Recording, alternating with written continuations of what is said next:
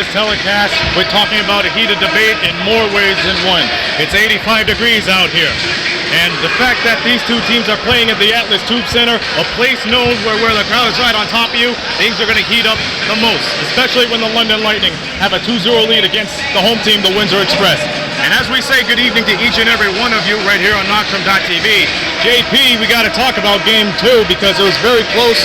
The Windsor Express, they were seconds away from taking Game 2 away at Budweiser Gardens. They couldn't squeeze the ball, which opened up Garrett Williamson to come right from the floor, swoop in with that game-winning tip-in with at least 2/10 left, and that won the game for them. That was an absolutely crazy game because if you remember, Windsor shot 18% in that first quarter. I was thinking after that first quarter that Windsor was not looking at all like themselves in the entire first half overall. But out of the second half, during the second half, they just seemed to start clicking. They grinded their way back and almost won that game. One shot going a different way, Windsor would be having the series tied for 1 right now. It was an absolutely crazy game too. And Windsor showed that even when they're down, they can still try and come back and fight hard to come back into games, even when you struggle like they did in that first half. And we've seen a lot of plays from Tony Bennett, no question about it. But when you look at it, the London Lightning, they came in with firepower. You expect Garrett Williamson to come out, considering how efficient he is come to playoff time. But he will help with them along with Royce White, who's been averaging double-double for at least every game. Yes, Royce White has been playing very well in these playoffs right now. Very good on both ends of the floor. Garrett Williamson also bringing that intensity, as you mentioned, because we spoke with him after that Game 2 victory, and he basically said that he wanted to try and get the win. He was on the floor 2 seconds prior to that game-winning shot during that Game 2. That shows how much heart and dedication he wanted to bring to this London team to get that win in Game 2. If he would have just slowed down and not got up there, Windsor, of course, would have won the game. But players like him are why London is up 2-0. That is to say Windsor is going to have to answer back with similar stuff here in this one if they want to continue to have a shot in the series. Down 2-0, finally here at home for Game 3. It could be a must-win situation. And you don't count out the Windsor Express by any means at all. JP quickly talking about the home court advantage. The Windsor Express so far have been undefeated on their home court at the Atlas Tube Center, winning against KW by 7 in game number 1 of the previous round. And then game 2, it took overtime, but yet they won it by 4. And considering how close these 2 games have been in the Central Finals, the average margin has been 1.5 points. What does the Windsor Express have to do to make sure they do not get out of here with a close victory, but yet a convincing one to have a 2-1 lead? I was speaking with Coach Walls before the game today, and he mentioned one thing they really need to improve on, closing out games, because as we've seen, both games have ended up very close finishes, 1.5 differential in scores. So if Windsor can close things out and play solid for 48 minutes, not 24, not 36, not 12, not for 2, for a whole 48 minutes, they're going to be able to come away with a W in this one. It's just going to be a matter of getting the consistency and getting your players to play well. They're going to have some troubles, though, as they're short-handed a little bit tonight. Warren Ward is, of course, injured. We'll find out what the case is, but now unfortunately, you remove Warren Ward, and you got to find somebody to fill in the spot for consistent shooting when they need them the most. For London, who do you expect to come out of the waterworks tonight, and who do you expect from Windsor to finish it off to? To come out of the waterworks, I expect Royce White to step it up again, as well as Garrett Williamson.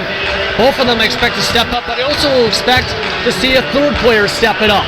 Whether it's Ryan Anderson or whether it's Kyle Johnson, they're going to need somebody, a third player as part of that core to step up. If you're the Windsor Express, meanwhile, who just unveiled their starting lineups, as it's going to be the same lineup as they've been going with Juan Patillo, Logan Stuff, Tony Bennett, Darren Duncan, and Shaquille Keith. You need all of them running on full cylinders. You need your players playing the best of their abilities. You need Nick Evans staying out of foul trouble. You need DeAndre Thomas staying out of foul trouble. And you need to basically have a consistent game. You need a spark plug too. Whether it's Tony Bennett, who was 0 for 5 in that first half of the last game, who went on to score 21 points. Or Wally Ellison, who's been fairly quiet in some games in the past month and a half, 2 months. You need somebody to step up along with your starting 5. And especially without Warren Ward, things are going to be pretty tricky. You're going to have somebody step up and fill in for a player like Ward, who is played very well here at home in the first two games against Kitchener-Waterloo and against London in the first two games of the Central Final. And we're going to see how all these things unfold in the matter of minutes. Windsor needs to win this game or else they'll go down Saturday down 0-3. If they win this, it will be a Game 5 of Bud Gardens. But the situation at hand is right here. Game 3, Windsor playing host to the London Lightning. We'll see how all this unfolds. I'll be on color call with Brett Hedges, and we'll see you guys upstairs for the opening tip as soon as we take care of the anthem and the starters by Stephen Belanger. Stick around. You're watching Game 3 of the Central Division Finals right here on NotShow.tv.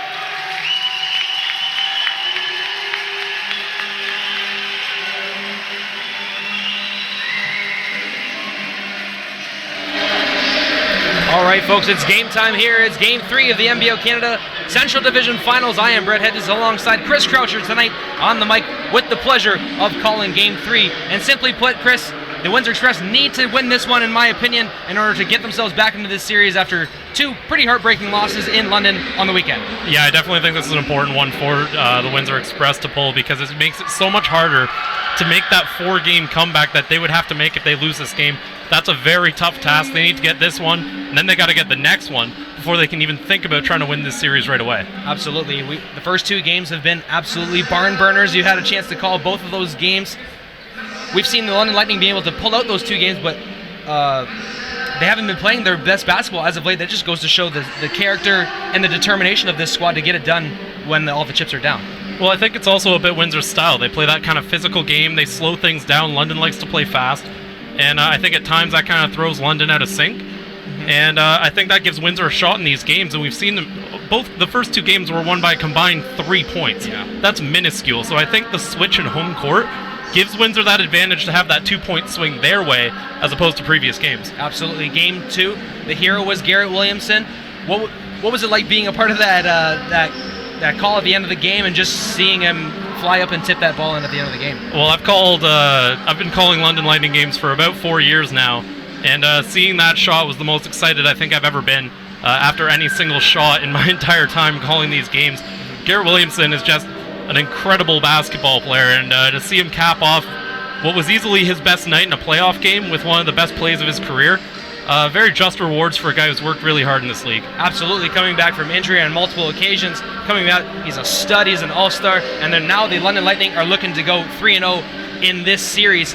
How do they do that? Do they just need to clean up a few things and it should be a little bit easier for them, or what's going to need to happen in your opinion? I think the last game was kind of everything that Windsor could want to happen. Ryan Anderson got held to 0 points. Royce White, for most of the game, didn't have a great game, and they really turned it on in the fourth quarter. So Windsor really kind of had their best opportunity, I felt, to steal a win in that game too, and they weren't able to finish. So it's going to be very difficult for them, because London's had time to look at the tape. They know how to execute. They know what they did wrong. And Kyle Julius, one of the best chess masters in basketball, he's going to have his team looking very different tonight, and with a renewed focus on some of the things that they weren't able to execute on in Game 2. Absolutely. It's an exciting time here. New venue for the first time in the year. The London Lightning have come to Lakeshore here at the Atlas Tube Center. Maybe help the Windsor Express. They've played here 2 games before. Familiarity can be key in a series like this. And, well, one of the problems for Windsor is that they haven't actually played a ton of games here. Yeah. So that's going to be a very new look for them. It is unfamiliar territory. They've barely played more games than the Lightning have here. So for the Windsor Express, it's definitely a different looking court. It's a very nice facility, though. I got to say, as a first-time visitor, it's a very good looking place here. Absolutely, and we're proud to be here at the Atlas Tube Center in Lakeshore. Warren Ward is sitting out tonight with injury. Unfortunate for him, he played all 40 games of the regular season. A pretty decent perimeter defender, but a great three-point shooter. How much does that hurt the Windsor Express moving forward? Well, with him out, that really leaves a lot of the long-range shooting duties on Tony Bennett and a bit on Maurice Jones, as those two are kind of the more prolific guys among that group of 3. But especially at that guard position, losing Ward's length is a big deal, because Bennett, Jones, Duncan, all kind of smaller guards, and London usually has a shooting guard in there that's got small forward size. So for Windsor, you lose a guy who's actually capable of defending those type of players against the London Lightning. And for London, now they've got to deal with the fact that Windsor's going to have 2 quick guards in there at all times. London struggled with quicker guards at times this season, and now they will have to see kind of how that works out, because it's not as much a strategic timing for Bill Jones to put that kind of lineup out. Now he's kind of forced to do it. Will London be able to match that for an entire game, as opposed to just a little run here and there? That's the question for sure. Maurice Jones and Darren Duggan have been dynamic when they've been on the floor at the exact same time. Maurice Jones set an assist record for the NBL Canada this year, 320. Hasn't been his best 2 games overall. Do you think that maybe an injection of Maurice Jones could help the Windsor Express take a win here tonight? Yeah, he's a guy that I think if he steps up can be a real havoc creator for the London Lightning. He was very successful against the London Lightning during the regular season, but as I mentioned, London struggled with small guards at times this year, and I think they really locked it down for playoffs, make sure that doesn't happen again. So I think they've really keyed in on Maurice Jones. It's going to be up to him, of course, the current Rookie of the Year after winning that award. It's going to be up to him to kind of deal with that extra focus and to fight against that. Maurice Jones is the Rookie of the Year, but the most valuable player sits on the other side of the floor for the London Lightning. Royce White, like you said, didn't have the best game in Game 2, but when it mattered most, he was able to make plays, and that just signifies what he's been able to accomplish in this league this year as the most valuable player. Well, I mean, he had 6 points going into the fourth quarter, and he ended the game with 18. If that doesn't tell you how good of a fourth quarter he had, he pretty much tripled his production. So for Royce White, he really came up clutch. Obviously, Garrett Williamson had the final basket, but Royce White really is the one that gave London the opportunity to get that final basket. So he's going to be a handful for the Windsor Express. Last game was the first time I think we've really seen a team successfully defend him. Yep. So coming into this game, look for Windsor to do a lot of that. Tons of help defense. That's really the way they did it. Almost every time White got the ball in the paint, there was a guard who came in trying to strip it from his hands so that he couldn't really move the ball, which is, of course, the strength of his game. So I think for Windsor, they've got to keep doing more of that and try to force White, because he has the ball in his hands so often during the game. You got to try and force those turnovers. Absolutely. Turnovers leading into points for the Windsor Express. Defense leading to offense has been a mantra for years under head coach Bill Jones. 2 of the best in the league going at it at a chess match here. It should be a lot of fun, and we're glad that you're here on Knockstrom.tv. Brett Hedges and Chris Croucher on the call. Man, I can't wait for this. It's going to be a fun one, man. It's been two just absolute wars in London, and now we get to come here. I know in Lakeshore there's a lot of people who maybe didn't go to WFCU that are maybe trying it out because it's a little closer to home. And I mean, it gets loud in here. We've seen that in Orangeville. When you get in that smaller space, the crowd just really echoes a lot more, and we're already hearing it here. Let's send it down to Commissioner David Magley, who's going to be addressing the crowd and honoring Maurice Jones for his Rookie of the Year accomplishment.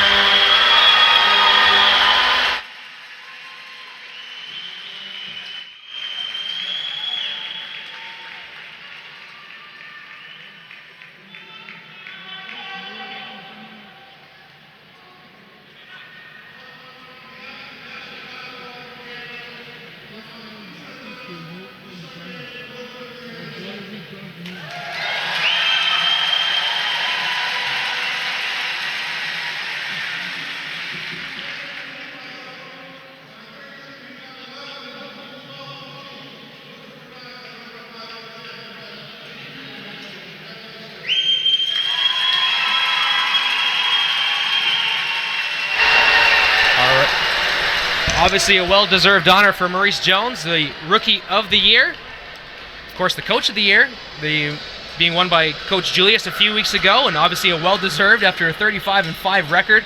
Chris, what was it like to just call the the London Lightning season and just see them go on this historic run? Well, for me, it was kind of the best kind of boring. Where when you're in London, they only lost one game at home the entire season. That was their home opener. So I mean, if you were watching only London games in London, you just saw a 19-game win streak. And of course, they broke the win streak record this season with 14 straight. It's just a team that when they get playing at their best, that chemistry gets flowing, that they move the ball so well. They can just be a really exciting team. And I mean, I'm super honored to be a part of that historic season and to have well, not really a part of it, but to have been able to witness that historic season and just see what these guys have accomplished. And hopefully it continues a bit longer here. Yep. And we'll see what they can do tonight. Absolutely. And a lot of history being made between these two teams in this league. Only these two teams have advanced to the NBO Canada Central, to the finals, representing the Central Division. And it wouldn't be more apropos than to send them on this year. So, with further ado, Juan Patillo, Tony Bennett, Shaq Keith, Logan Stutz, and Darren Duncan in Windsor's white jerseys with red trim. For the London Lightning is Junior Cadogan, number 5, Garrett Williamson, number 15, Ryan Anderson, number 44, Royce White, number 30, and Kyle Johnson, number 1. Welcome to Knockstrom.tv, folks. Thanks for tuning in. Strap in. It's going to be a fun ride. Johnson goes down low in the low post for Royce White. Battling Juan Patillo. And he gets the opening bucket of the game. Interesting look there. I thought there would be a help defender jumping on White, but they gave him the space to operate. 2-0 early lead for London. They lead the series 2-0, best of 7, here in the NBO Canada Central Division Finals. Duncan surveys, gets a screen from White, and he's going to be pushed out of bounds, and Royce White will be picked up with his first foul.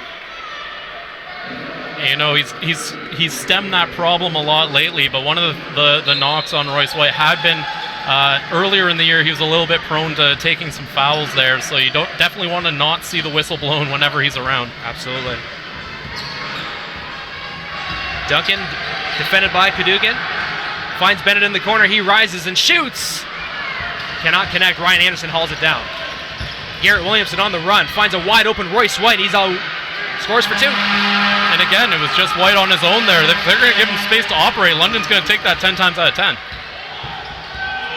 Duncan looking to get the express offense going. He steps into a 3, and he can't convert. Quickly up the floor comes Anderson. Anderson, quick 3. It's good, and that's a 7-0 run for the London Lightning to start this game. And with White creating that panic on the inside, all of a sudden everyone goes inside on defense, leaves that space there for Anderson to drill that 3. Now here's where if I'm Windsor, I'm looking at the fact Stutz is on the floor, Patillo's on the floor. One of them's going to have a size mismatch, either against Williamson or Anderson, but they don't go that way. Shaq Keith hauls down the offensive rebound, can't collect it, and they're going to say it's last touch by Anderson, Windsor ball. think the refs are talking a bit here about it. They're all going to agree Windsor ball, though. Windsor 0 for 4 to start the first quarter, trailing 7-0. Fresh shot clock for the Express with baseline possession. Darren Duncan will throw it in.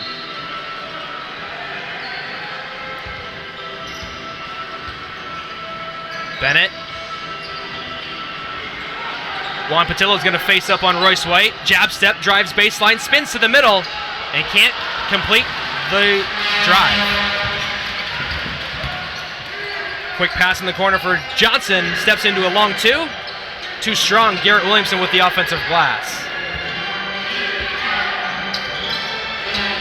Anderson, quick three. That would have been a heartbreaker for the Express.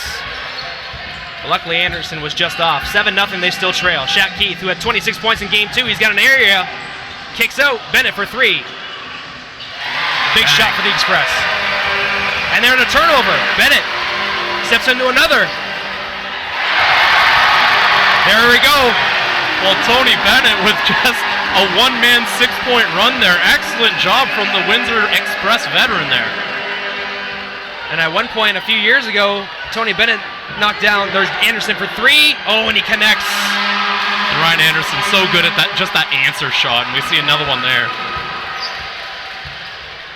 Ryan Anderson held off the scoreboard in game 2, comes out flying in game 3. And you know he's playing with a little bit of vengeance in his mind after that game too.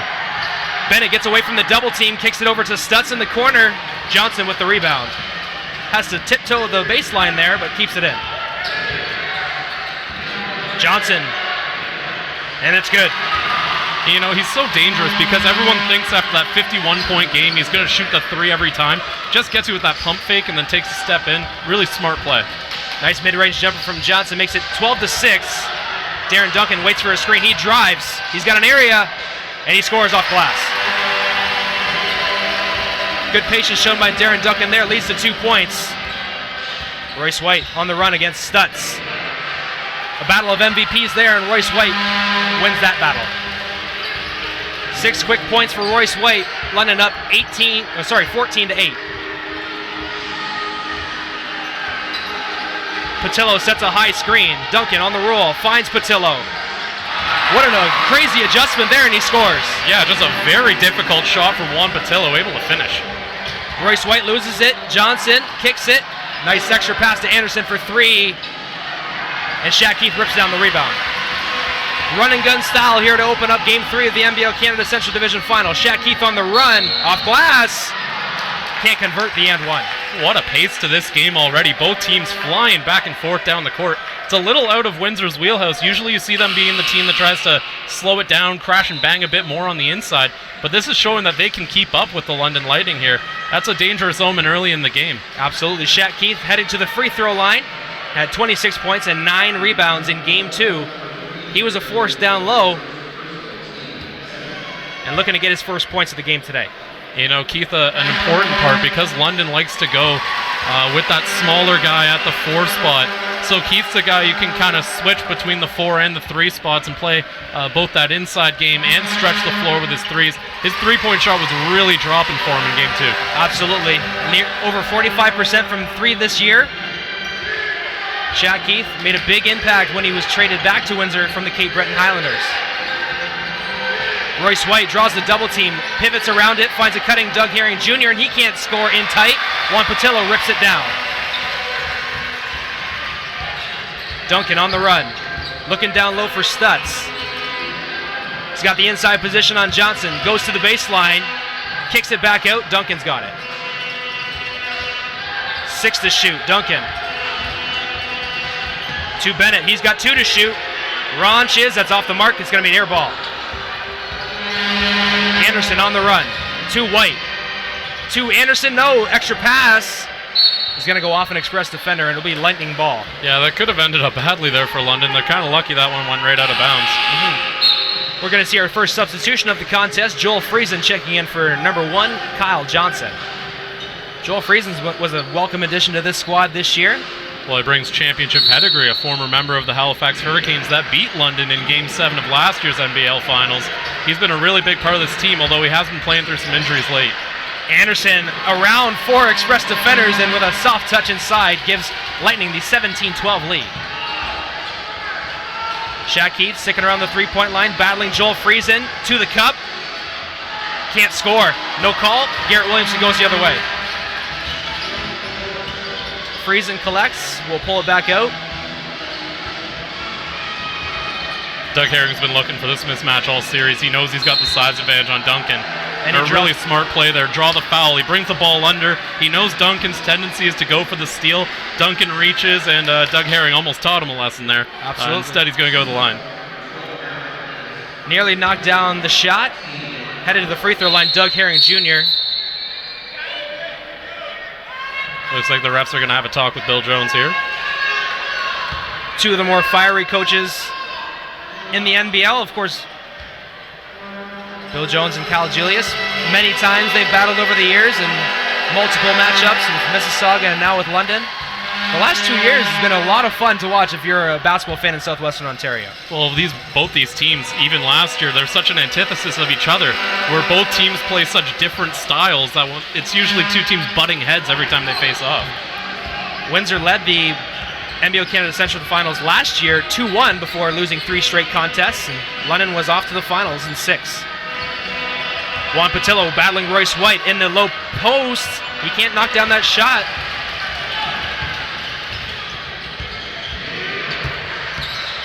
Herring Jr. off the glass, can't get it to, oh, he does get it to fall. Yeah, very tough shot, and I like the way he lost his defender just a bit there.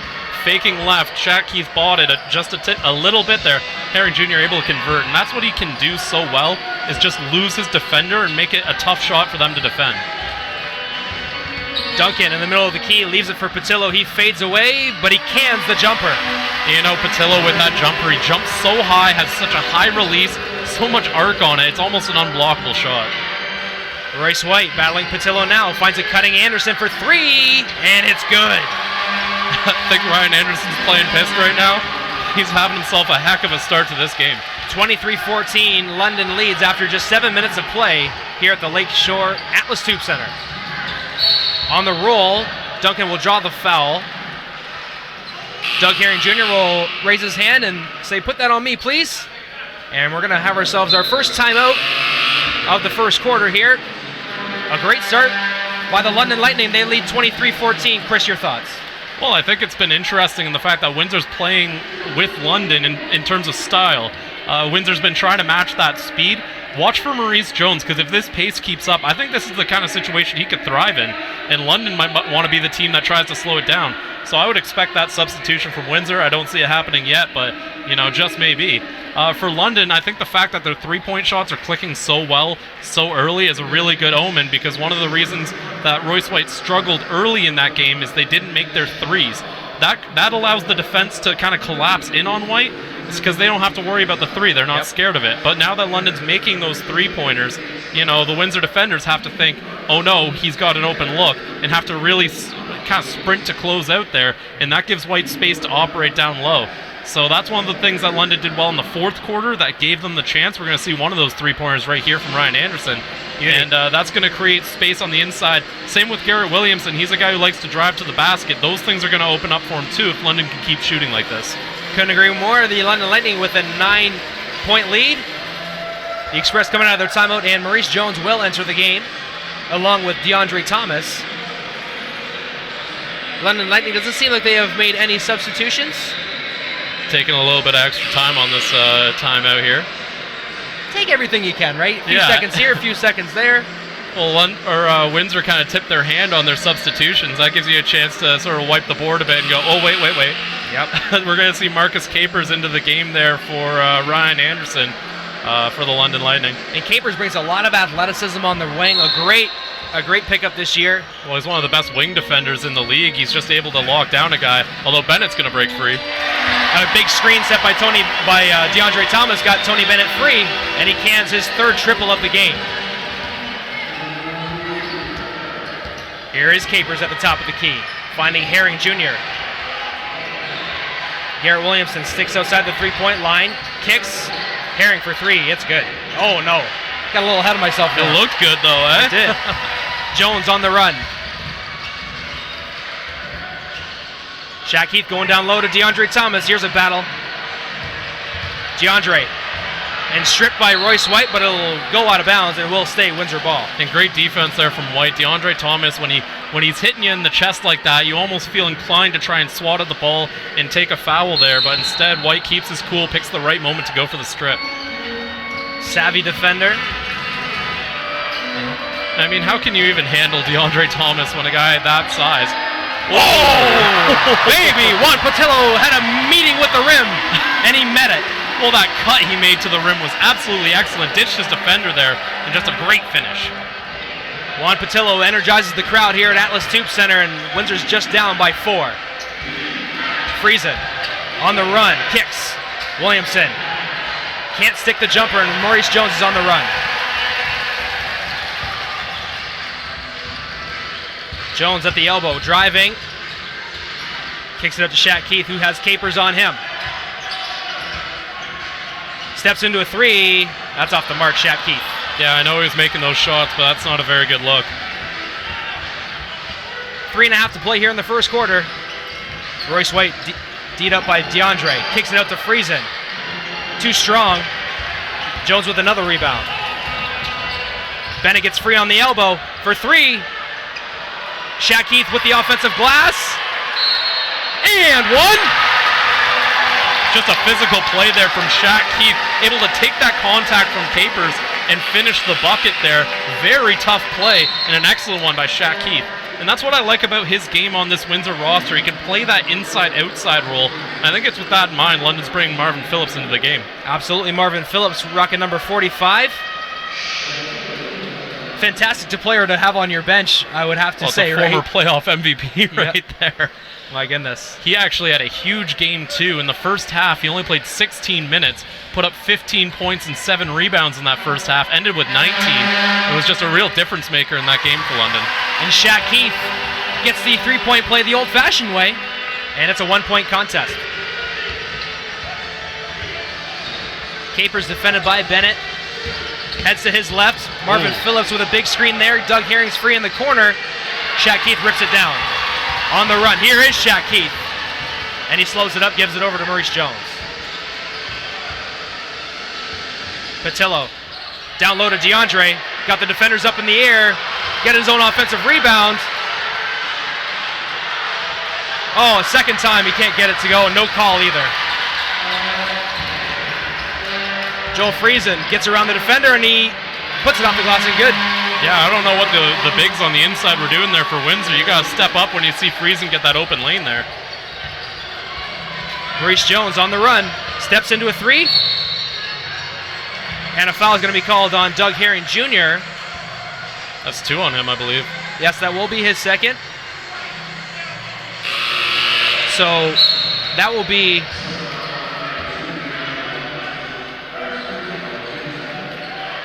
Could be his first foul, actually. Pardon me, yeah. I guess that previous one was on White then.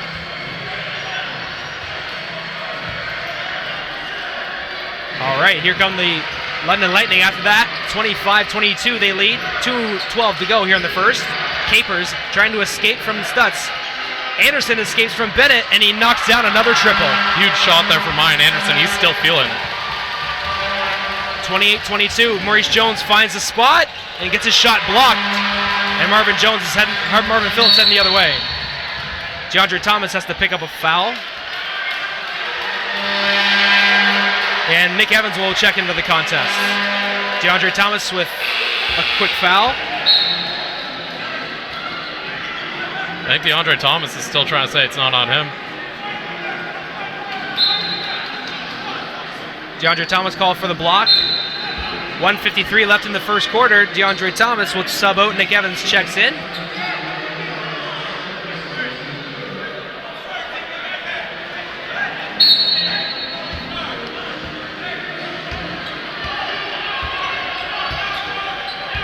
Herring Jr.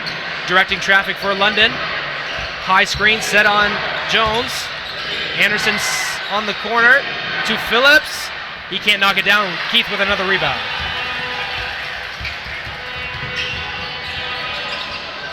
Keith driving baseline. Kicks it back out. That's picked off by Phillips. On the run is Marvin. No! Maurice Jones picks it up. Tony Bennett for three. Gets his own rebound. Good defense from Friesen there, straight up and down. And then Tony Bennett with a steal.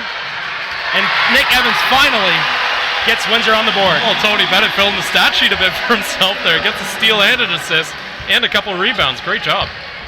Wild first quarter of play here at the Atlas Tube Center. 1 minute to go in first quarter. And a reach-in foul going to be called on Shat Keith. Waiting for a sub. And Darren Duncan will check in. You know, the front court's pretty big here for Windsor, but when they went small in the back court, I think that's when they had their most success in games 1 and 2. I'd have to agree with you there. Capers on the trigger. Doug Herring Jr. directing traffic, pointing Joel Friesen into the corner. Steal. Maurice Jones with the steal. And culminating that foul will be Joel Friesen, I believe, is who reached in. And Kyle Johnson will check in now.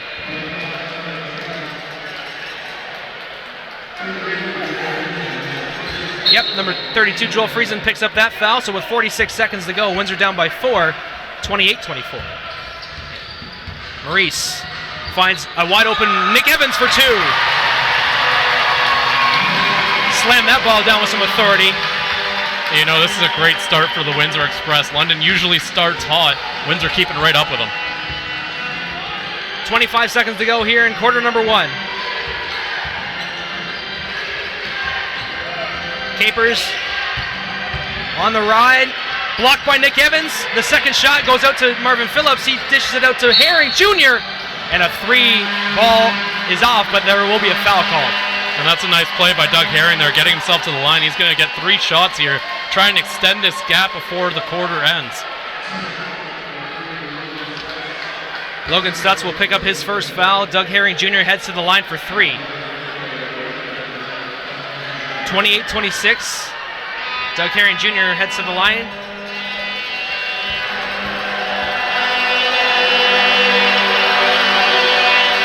Knocks down the first.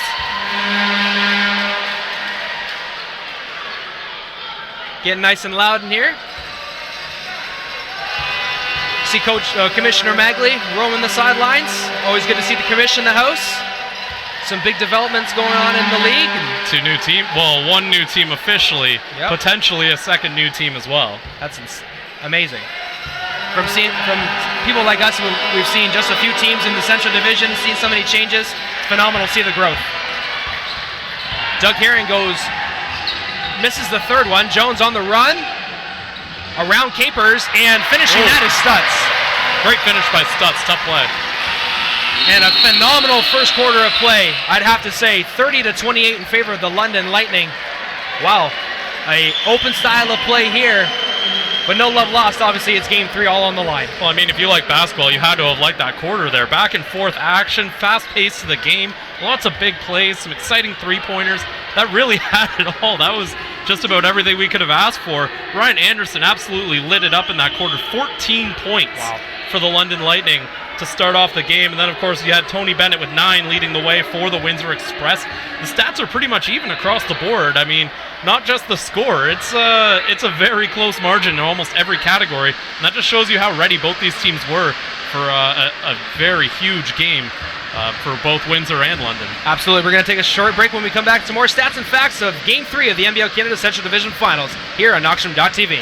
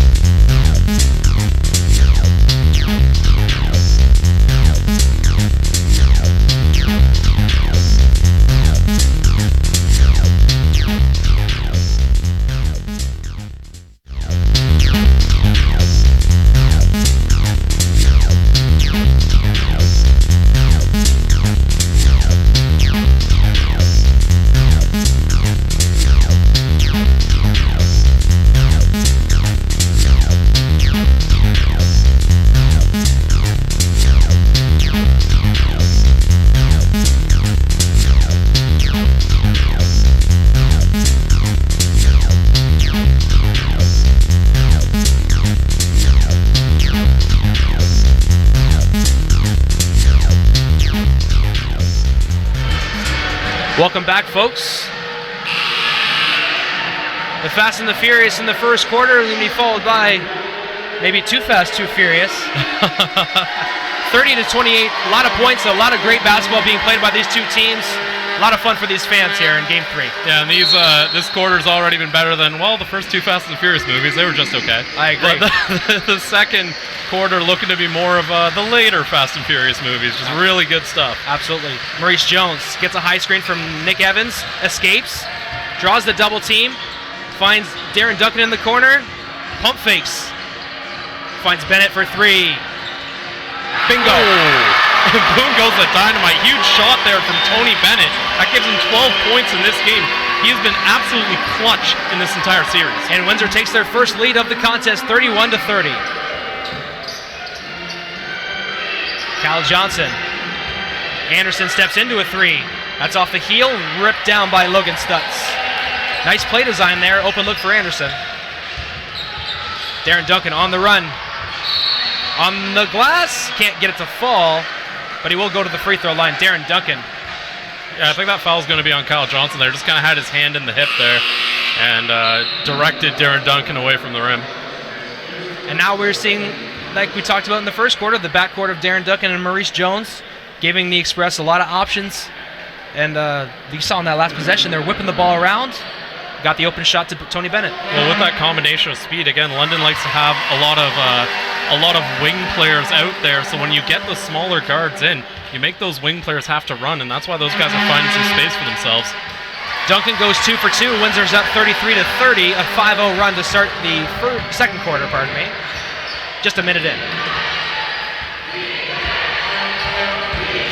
Herring Jr. back to Williamson. On the run, and he can't get it to fall, but Johnson gets the second offensive rebound in a row and scores. Yeah, I don't know how Windsor didn't box out on that one. Kyle Johnson, too easy getting to the rim. London has had an edge in offensive rebounds in this series. Tony Bennett steps out of bounds when he caught that pass. It'll be another turnover. Yeah, he just clicked the heels on the line right there. A tough break for Tony Bennett, who had a really good look at the rim if he had stayed in.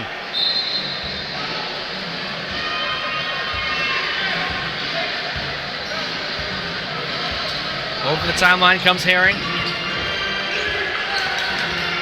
Williamson pulls Logan Stutz out towards the perimeter. Royce White on the baseline. A cutting Garrett Williamson picks up his dribble, gives it over to Royce White. He drives baseline around Nick Evans, can't score on the short side. Quick pass out to Maurice Jones on the run. Here he goes. Oh. Tough finish there from Maurice Jones. Excellent effort.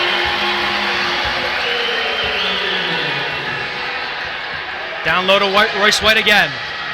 And he scores, this time between Nick Evans and Logan Stutz. Yeah, and he's looking for the foul on that one. He had quite a bit of contact to bump off of him to get that bucket. Jones. He thought he tipped it to his player there. Yep. Goes off a London player, and it will stay with the Express with 15 to go on the shot clock.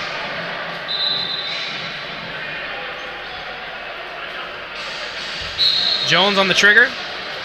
Bennett on the curl, steps into the corner, three, short. On the run, here comes Herring. Quick passes all around the perimeter, Williamson. Stutz, and he creeps it just around Logan Stutz. Beautiful drive and finish from Williamson. Another excellent effort. Williamson's so good cutting to the basket, and he usually draws contact there, so even if he doesn't finish, he usually takes it to the line after. London retakes the lead 36-35. Duncan at the three-point line.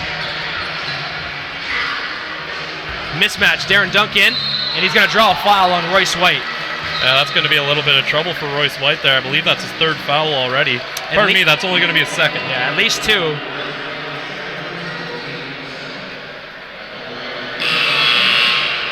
To see Royce White say, "Come on, man." That's a football meme. Come on. That's right. Come on, man. Darren Duncan and Nick Evans having a quick chat. Juan Patillo checks back in for the Windsor Express. And Duncan will head to the free throw line once we get the basketball back. Pretty much a timeout for both teams the way it's taken for the ball to get to Duncan. Completes his third consecutive free throw. Getting the artificial noisemakers into it. Always a good time here at the Atlas Tube Center in Lakeshore. Duncan completes the fourth. Looks like we got a battle of the horns right now. At least they're not vuvuzelas. Oh, God, no.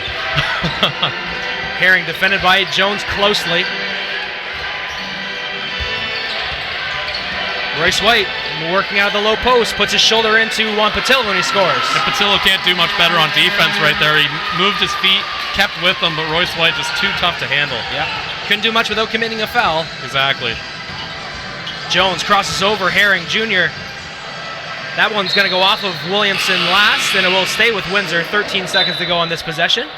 Shaq Keith will check in for Coach Jones of the Windsor Express. And Tony's going to check out. Tony Bennett, who's been a spark plug of offense for the Express in the first half. A well-deserved rest. Taking his time getting off the floor. 12 points already in this game, and he's constantly been that difference maker for Windsor. Had over 20 points in games 1 and 2. Duncan on the baseline. Around Kyle Johnson. Can't get the shot to fall. He gets so much space on that step back, too. It's incredible how far he steps back. Royce, low post on one. Royce White. Just such a tough play, and again, I don't think Patillo did anything terribly wrong there, but when Royce White gets moving with the ball, he's almost impossible to defend. They have to bring that help defense, and it's just not coming right now.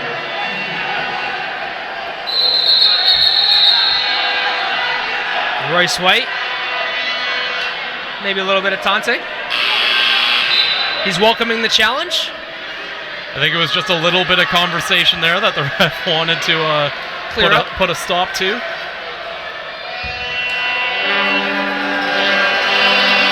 Royce does not complete the three-point play, but he does give London the 40-37 lead after a great possession on offense and a great finish. And a hold going to be called on Ryan Anderson as Juan Patillo is rolling off of the screen. This is what I was talking about earlier in the game. I've talked about it in London too. Whenever you've got two bigs in the game for Windsor, because London doesn't like to roll two bigs at once, you're going to have a size mismatch with someone on London. That time Anderson forced to just kind of hold on to Patillo. Jones with a quick direction off the glass. No, just can't get the shot to fall. Much bigger defender, and Anderson there disrupted the shot.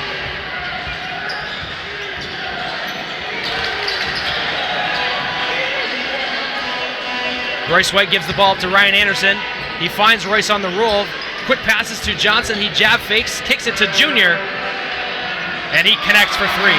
And Junior Cadogan, he doesn't shoot the three a ton, but you can't leave him open because even though he doesn't necessarily need to take that shot, he can drill it when he has it. And that shot gave him some confidence there as he's coming back on the floor. DeAndre Thomas and Royce White going to work.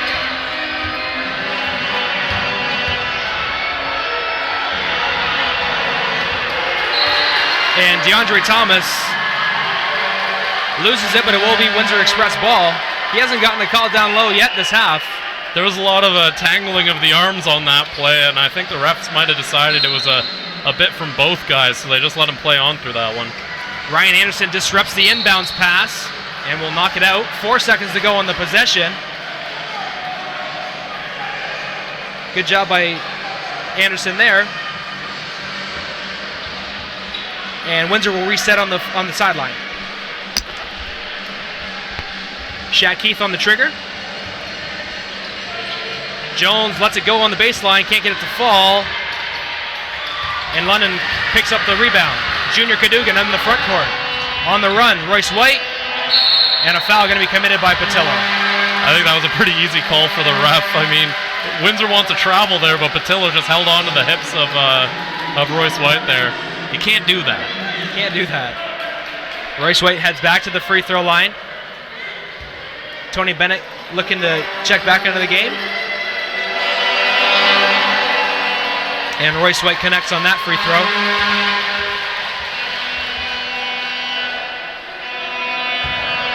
Bennett will sit back down. And rebound is secured by Garrett Williamson. Out to Anderson for three. And a timeout going to be called by Coach Jones of the Windsor Express. That's just way too easy a play for the London Lightning there. Windsor already thinking points at a time where they just need to get themselves the ball first.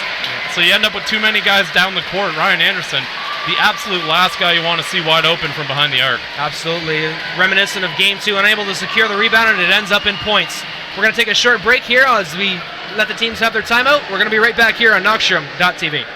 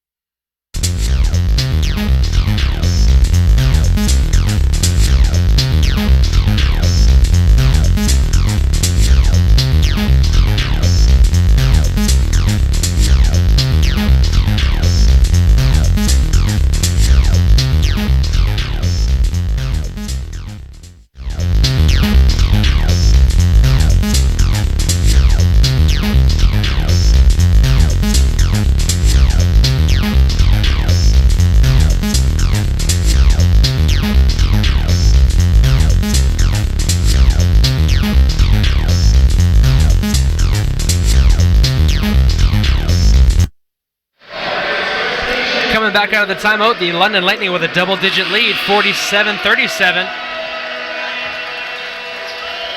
Capping it off was a Ryan Anderson 3-ball off of the offensive rebound. And offensive rebounding has been a theme in this series, and it heavily favors the London Lightning.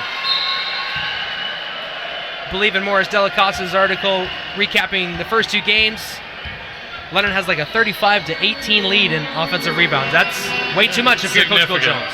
And I mean, London's been doing that all playoffs long. They've just been beating teams on the boards. Guys like Ryan Anderson have a 14 rebound game in the playoffs. Jones with a 3-ball to come out of the timeout, and it misses. Royce White on the run, finding Garrett Williamson. Bumps, gets the offensive rebound, and scores. Yeah, I don't think DeAndre Thomas happy with the fact that Williamson got that ball so easily. It just kind of landed right in between two Windsor players, and neither of them grabbed it, so Garrett Williamson says, I'll take this. DeAndre Thomas can't handle the interior pass. A little bit long from Shat Keith, and it will be a turnover.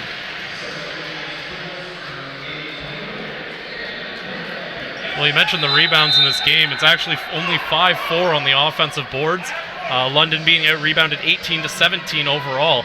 So both teams just very, very tight in almost every category, except the score right now. Windsor looking for something to switch momentum. DeAndre Thomas over on the far sideline here. Looks like a trainer's going to check him out. He has been dealing with some foot issues over the past couple weeks. Missed game 1 of the series with that ankle, I guess he hurt against the KW Titans. Hopefully DeAndre's all right. The official's timeout here is DeAndre sits on the couch. Best seat in the house, right next to DJ Thor. Hopefully DeAndre's all right, and that will bring the players back onto the floor. But like I said, a mini timeout. Now Coach Julius of the London Lightning able to kind of draw up a play. It's one of those things, and obviously no one wants to see a player get hurt, but for London, they're a little bit happy about this because they get to set something up. Yeah. Up by 12, 49-37, on a big run to start the third quarter. Or start the second quarter, as Royce White bullies himself down low, puts up the shot and scores. And again, two defenders, arms straight up and down. You can't really defend much better than that, but he's still able to finish. 51-37, Windsor trails. Looking to get back into it with this possession. Shat Keith down low against Garrett Williamson. Blocked by Williamson, and here it goes the other way. Cadogan on the run. Has his shot blocked, but a foul committed by Nick Evans, who soars in. It's a good foul to take there rather than letting him have the easy two. Force him to the line. A little more physical than maybe you want to see a pride foul will end up, but Junior Cadogan's so good when he puts his head down and cuts to the rim. He almost guaranteed to either get points or to the free throw line. He's just so tough when he makes that cut. Cadogan back to the free throw line for the first time today. Knocked down a big three-pointer earlier in this quarter. And it just creeps off the rim on the first free throw.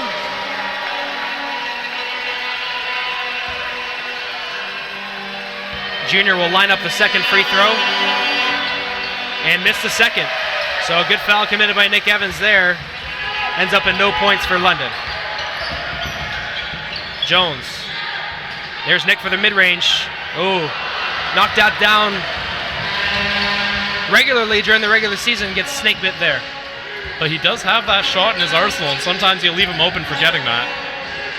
Royce White leaves it. The offensive rebound goes to Kyle Johnson for 2. A great hustle rebound there by Johnson, who just kind of flew in from outside the arc.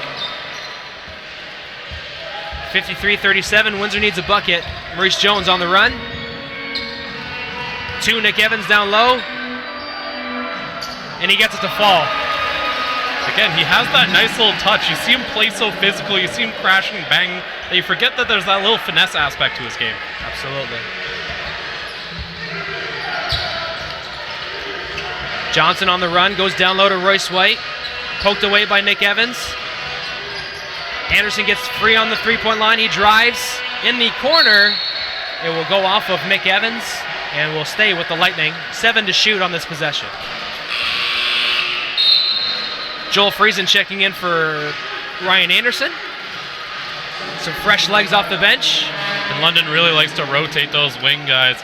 Anderson, Williamson, Friesen, and Johnson. It's a great rotation to have, as Kyle Johnson will trigger this play from the near corner.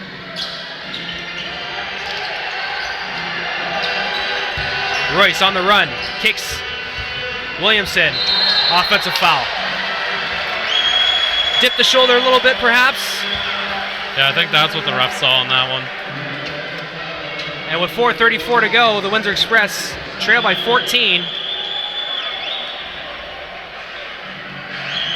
They need some punch to the offense. And this is a situation where they probably miss Warren Ward. Oh, absolutely. This is a time where having his kind of size on the wing would really help you.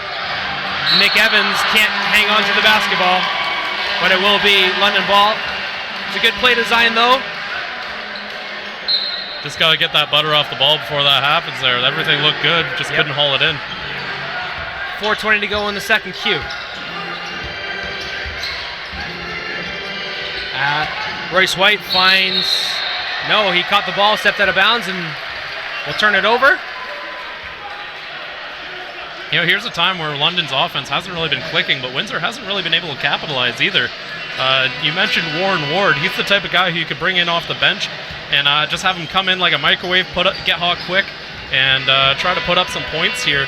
Now they've got a lot of guys who've been playing a lot of minutes that are going to have to try and make that up. Yeah, triples that up quickly. Shaq Keith on the run, and a foul going to be called against Junior Cadogan on the hold after they switched there. So it'll be a baseline possession for Windsor. Windsor getting themselves a lot of extra opportunities when they force that mismatch like that. In the corner, Duncan for 3. Nick Evans collects the offensive rebounds, and he can't get it to fall. 3:45 to go. That's an easy foul call there.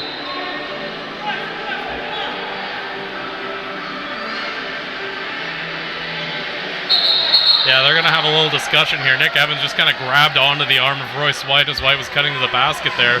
That's why you saw White with his arms up, because he's saying, I'm not doing anything and I'm getting wrapped up here. Nick Evans probably asking for calls on the previous end. We're going to have a sideline possession here. And Williamson will trigger it.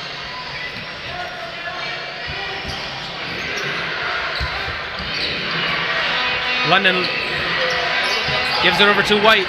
Down low to Joel Friesen. Draws the double team. Kicks it out to White. White's going to shoot for 3. And he connects. Humongous shot from Royce White. You don't see the 3 ball often, but he hits it there and gives London the 17-point lead. Windsor looking to respond. Jones getting away from the defender. Going down low to Nick Evans, draws the double team. And Garrett Williamson with the steal. On the run, he puts it too far ahead of London's Royce White, and it will be another turnover. And again, both teams just kind of slowing down a bit here. But again, Windsor not really making the most of their opportunities, still sitting at 39 points. Have an opportunity to close the gap, though, if London keeps committing turnovers like this. Nick Evans heads to the bench. Logan Stutz enters the game. Stutz with a high screen on Jones. Switches on Royce White. He pokes the ball away. Loose ball on the floor. Williamson's got it. He's wiggling all over the place. And it will be a jump ball. And London will maintain possession.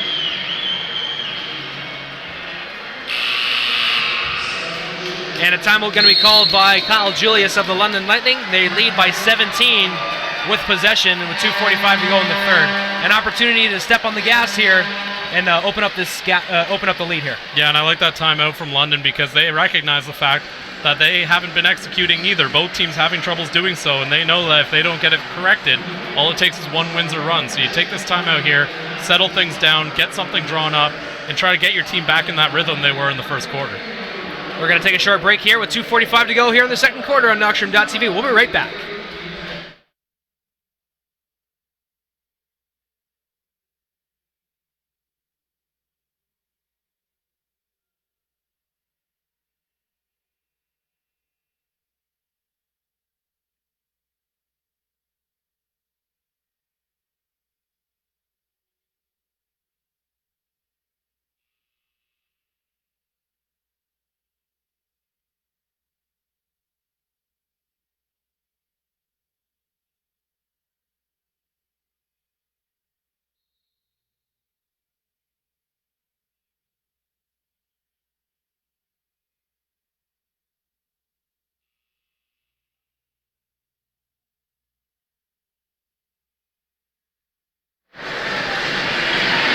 Coming out of the timeout, London with a 17-point lead and the ball. 2:45 to go here in Game 3.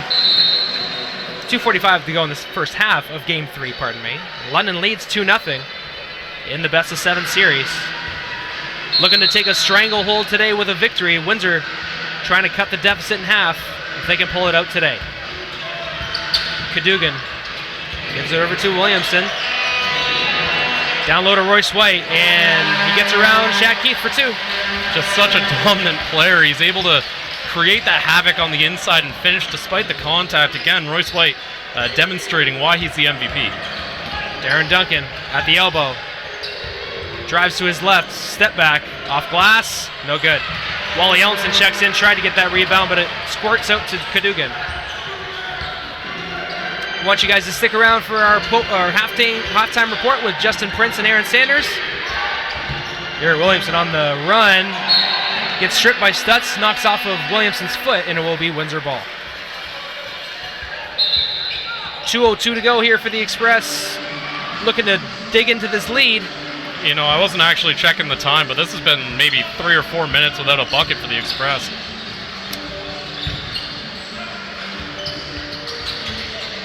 Stutz gets open for three. Too much. Shaq Keith rips it down. And he'll go off glass. Stutz, the offensive rebound, and he scores. Finally, something for the Windsor Express. Able to put two on the board there. Great job by Logan Stutz. And, you know, sometimes you just have to get your points the hard way when you're in a slump. And they go right back down to Royce White. Kicks it out to Friesen. And he gets a bump.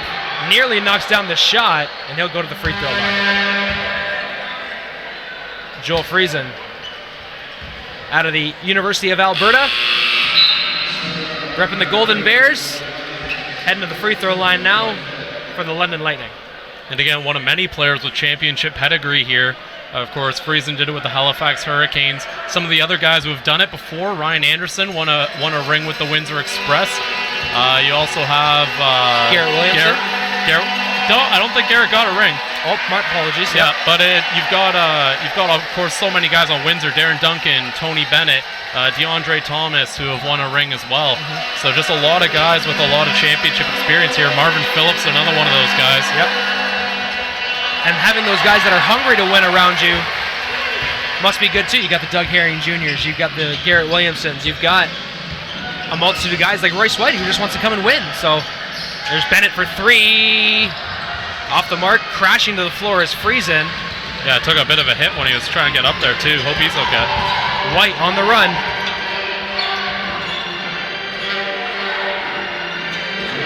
Here's Criswell. Finds a cutting Cadogan. Royce White. Count the basket and the foul. Junior Cadogan. And that's what I'm talking about with Junior Cadogan. When he gets to the rim, he just puts his head down. It's almost like he doesn't even look up. He just says, I'm going to the rim, and whoever wants to come with me, you're going to have to foul me because I'm going to score. That's right. Headed to the free throw line to complete the three-point play. 60-41 in favor of the London Lightning.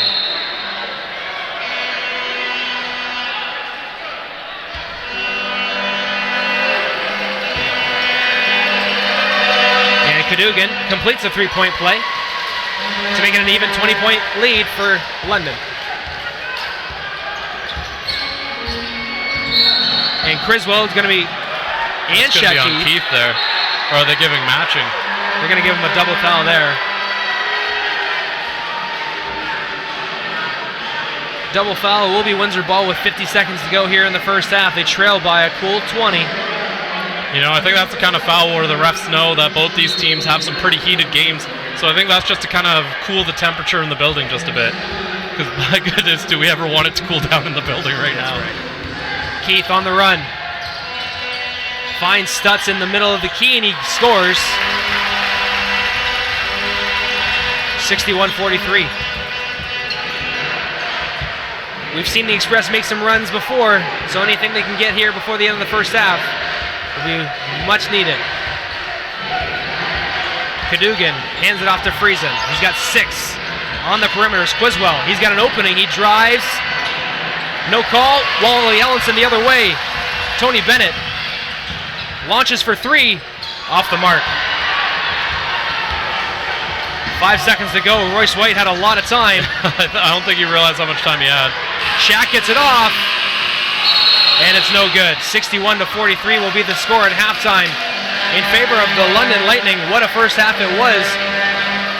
Very equal contributions from London in each quarter. 30 in quarter 1, 31 in quarter 2. Yeah, and London just executing all game long. I don't think they did anything tremendously special. They've just been a good job of playing their game and kind of imposing the kind of game plan that they wanted to have in this game. Windsor, London had a little bit of a dry spell, and Windsor was unable to take advantage. I think that might bite them in the rear later on in this game, because with it.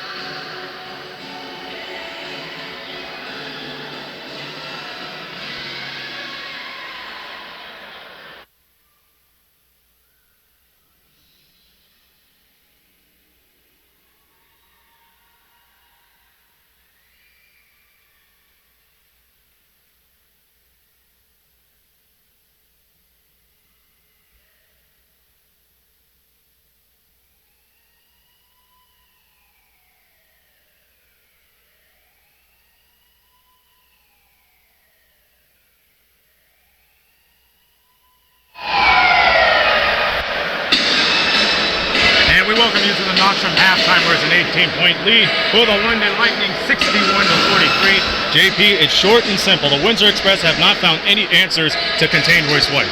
Yes, Royce White has just completely dominated in this game. He is just on fire. 17 points for him as well. Windsor struggling to defend both of them, really, because everyone else has really been struggling, but offensively, if you look at it, it's been Royce White and Ryan Anderson who have been destroying Windsor. And it doesn't help, too, when Windsor struggled at the end of this quarter. Basically, in the final 6 minutes, scored 8 points in a stretch of about 7 minutes since their time at the 7-minute mark. You cannot let that happen again. Bad news is for the Windsor Express, they cannot get shots to go, but on the bright side, they're taking it inside, but once again, it reverts back to the bad news. They can't get any second chance points to go. Yes, they are struggling to get any second chance points to go, and struggling to get offensive rebounds at times on top of that, because if you look at the total rebounds already, Windsor's got 9 and 25 overall, plus 3 advantage for London overall on the boards. But right now, London's been able to take advantage of their opportunities to get and ones at times. Windsor has been getting third or fourth opportunities and missing them. So right now they're absolutely struggling, it seems, part because of that 35% shooting percentage. And you think with a intense capacity building like the Anthems Tube Center, you think that would shake up the London Lightning, but no, they're accustomed to it. Playing at Budweiser Gardens was just basically a test for them, but now they're being put to the stress test, and so far they're passing with flying colors. Yes, they are definitely passing with flying colors. In fact, both teams were until that 7-minute mark when Windsor went on their first run to start the second quarter for a double-digit lead.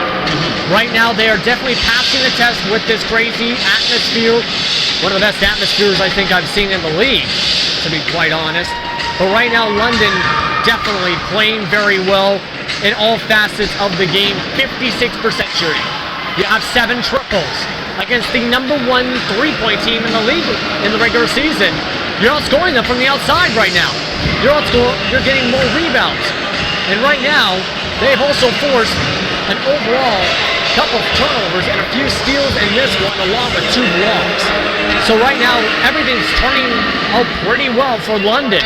As long as they keep things going, they might be able to hold on to this. And that's what's going on right here at Lakeshore. Bad news, we cannot get the stack stats working for the Halifax and Island Storm game. We apologize in advance. Chris and Brett will address you on that situation. But anyhow, JP, we might have a silver lining about that game. Yes, right now it is the Island Storm up 95 to 88 with 2:23 to go in the fourth quarter. So a 7-point game. At one point it was a double-digit Island Storm lead in this one, but right now Dixon's trying to lead them back into this one down the stretch here in what is a very crucial game, of course. And if I could put my foot in my mouth, I would. JP saves the day yet again. Second half keys, let's start with London because I'm sure there's going to be a lot we could talk about for the Express. London Lightning first off.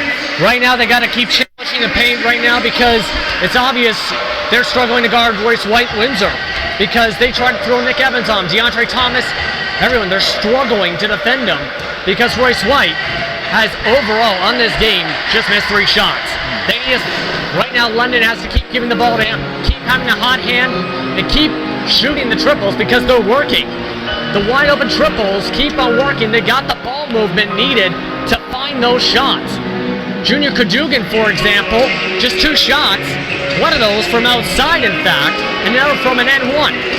Keep beating your good players and keep beating the players with good offensive motion throughout that second half, and London's going to be able to keep the lead.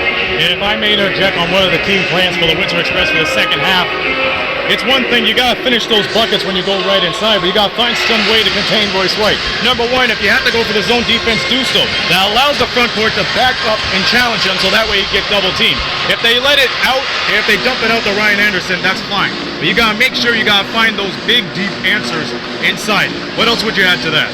Well, that's a big point right there because Royce White, of course, was the main issue they had defending. If they can get that together, if they can get some offensive momentum coming along and some defensive stops, they can roll back into this overall because they fell apart a bit in this second quarter because they could not get baskets to fall, and London basically was keeping it at the pace of a shootout while Windsor just made 43 points in the first half. So they need a ton of defensive stops to get the offense rolling and moving and grind their way back into this one like in game 2. Or else, they're going to be in deep trouble for the remainder of the series. And it's quite funny you mentioned those previous 2 games. They're in a similar situation, trailing by double digits at the intermission. It was at the point somewhere in the third quarter where they took the lead, and the fourth quarter it became really close. So anything could happen between these 2 teams. You already know how heated it is in here. It's heated outside, so they brung so much of the heat in there. And you mentioned bring on the kitchen sink. They put everything against them against the London Lightning. And the old saying is if you can't stand the heat, get out of the kitchen. But now the Windsor Express, they really got to up the intensity right there. That's how we see it in the halftime. It's 61 to 43 in favor of the London Lightning. Brett and Chris on the call. We'll see you at the Knoxstrom postgame, but for now, we step aside for this timeout. You're watching the NBLC playoffs on Knoxstrom.tv.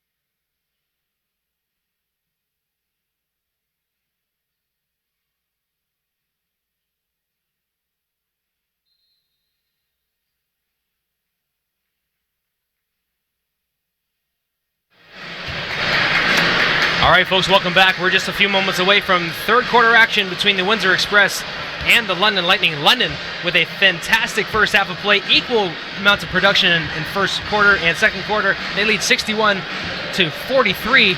Chris, what did the Windsor Express got to do to dig into this 18-point lead here early in the third Q? Well, Royce White went off for 20 points in that first half, the majority of those points coming in the second quarter. And one of the reasons that happened is because the help defender didn't come over whenever White had the ball.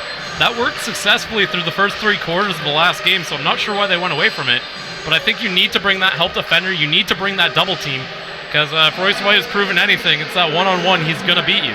So I think, because we even saw guys like Patillo do a fantastic job defending him, but he still made the bucket. You got to bring that extra help. And even if you don't do it every time, you at least make him look out of the corner of his eye every time he gets the ball, just to see if someone's trying to swipe it from him. Absolutely. 61-43, London leads.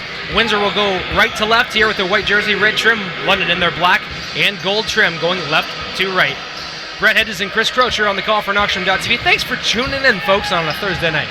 Maurice Jones on the run, finds Shaq Keith in the corner. And a rebound by Juan Patillo. Gets pushed off the block a little bit, gathers himself around the rim, a reverse layup, and one. Excellent play there from Juan Patillo. And you know, one of the things that he does his best, you don't see it too much from him, but when he puts his shoulder into a guy, he does what I like to call hunting the chest. You look for that chest, kind of take the wind out of him a bit, and then you step around him. Beautiful play. Beautiful spin move, reverse layup finish, and one. Cannot complete the free throw. Got to make your free throws, kids. But it's about time we got to see some exciting play. The Windsor Express looking to get back into this contest, and London trying to take a 3-0 lead in this series. Johnson with a little shimmy shake there. Royce White finds Junior Cadogan cutting. Johnson leaves it. Rebounded by Cadogan, and there's another O-board. Gary Williamson defended by Maurice Jones. Switches. Johnson misses the long range. Juan Patillo with another rebound. Shaq Keith pulls the ball out, going to go down low to Juan Patillo. He wants it. He's going to draw the double team, and he can't knock down the second reverse layup, but it will stay with Windsor. He drew 3 defenders there on that play. Juan Patillo so quick on the low post.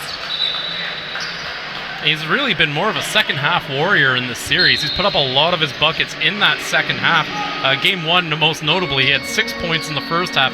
Ended the game with 18, had Royce White in Game 2. Yep. So he's really a guy who, look out for him when he starts a half, because he usually comes in hot. Jones in the corner, gives a jab step to Cadogan, leaves it for Duncan. He jab steps on Royce White, kicks it in the corner. Shaq Keith launches. Big 3 for the Express. And they really needed to get some three-pointers there. Only 4 made in the first half, all by Tony Bennett. That's the first non-Tony Bennett three-pointer of the game for Windsor. Warren Ward out with an injury tonight, as he was in Game 2. A lot of three-point depth missed on that opportunity there, as Tony Bennett going to pick up a foul. Ryan Anderson, is the victim. Joel Friesen going to check into the contest. That's Kyle Johnson, who's going to step out.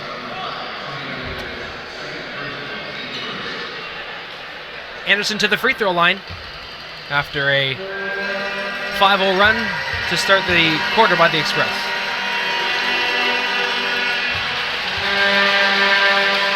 Again, it's a battle of the foghorns in this game right now. Clearly, a London fan brought their horn to the game with them, and of course, Windsor super fan, I suspect, is the one behind the Windsor horn here. Yeah, Ryan Anderson split that pair of free throws there. Headed back into the front court. Here is Shaquille Keith battling Royce White. On the run, Shaq Keith can't get the shot to fall. A little out of control on that one. Royce. And Tony Bennett going to be called for another foul. This one's Garrett Williamson will head to the line. Bennett thought he had all ball there. The official disagrees, and Williamson to the line. Great passing play from the London Lightning. Opened that play up. You can't let him move the ball like that. Yeah. Gotta get hands in the lanes there. That time, Garrett Williamson almost surprised by how quickly it came to him. Anderson put a lot of heat on that one. Bobbled it a bit. Maybe it doesn't turn into 2 points if you don't foul him there, because he really didn't have much control. 2 for 2 from the line for Garrett Williamson. Maurice Jones puts his foot on the gas, kicks it over to Duncan for a quick three, and it's good. And Duncan's really been accurate from beyond the arc. Now that Windsor's getting those three-pointers going, look for more to open up on the inside. Now it's just a 13-point deficit. The Windsor Express are known for being a second-half team. Anderson, offensive foul. And he goes crashing into the A-frame on the baseline. Jones took quite the hit on that play, too. That was a heavy impact. It's a big man running into Maurice Jones there. Oh, and a turnover on the rebound. But he can't finish. They bailed out there. Oh, my goodness. In the corner, Tony Bennett, quick launch. Off the rim, quick up the floor is Garrett Williamson. Turns it over. Another one. They're going to get bailed out. And a foul away from the ball. Shaq Keith needs to be careful. He might get a tackle if he keeps demonstrating his displeasure like this. So Tony Bennett's going to be called for a push away from the ball. Maurice Jones had the steal, but it was a foul away from the ball that caused the basket. That's going to be, I believe, Bennett's third foul. A bit of a costly one there. And the clock's still ticking here. I don't think anyone's noticed. It's about probably 15 seconds or so, in my opinion. A lot of emotion going on here early in the second half between the Express and London Lightning. The Express bench is all standing right now. Every single player. They got to fix the clock. They did. Okay, 9:17 on the clock now. Yep. So it was about 9. They added about 9 seconds. 13-point deficit. Well, that just goes to show that everyone's all in here. There's kidding. There's no fight in the Windsor Express. They know how important Game 3 is. They know how important this series is. And again, that second half wasn't necessarily a fact of them not getting their looks. They just weren't able to execute. If they start making their shots like they have been early in the third here, look out. Anderson steps into a three, but he airballs it, and Shaquille Keith going to move up floor. Trailing by 13, here come the Express. Jones at the elbow, gets a screen from Patillo, steps into a jumper, it's good. Now keep in mind, we're not at that point yet, but in game, I believe it was game 1, Windsor came out at halftime on a 26-7 run, went from down 10 to up 10. They can make a run here, don't count them out. Leading by as much as 8 points in the fourth quarter in game 1. Joe Friesen for 3, and he connects. Very important shot for the Lightning. You can see the momentum shifting. They just got to get on the board with a big bucket. That time, Joel Friesen provides. Jones going to draw a foul on Ryan Anderson. Well, you know these guys are going to go right after each other. Each possession. Neither team afraid of contact right now. The only thing they really fear is the refs blowing the whistle too much. 67-53, the London Lightning lead with 8:32 left in the third. Ryan Anderson checks out. Doug Herring Jr. checks back in. Juan Patillo going one-on-one with Royce White. Block shot. That's going to be no call. Good defensive play by Royce White there. Yeah, London's going to get the ball here. Another turnover gives London an opportunity to get some extra points here.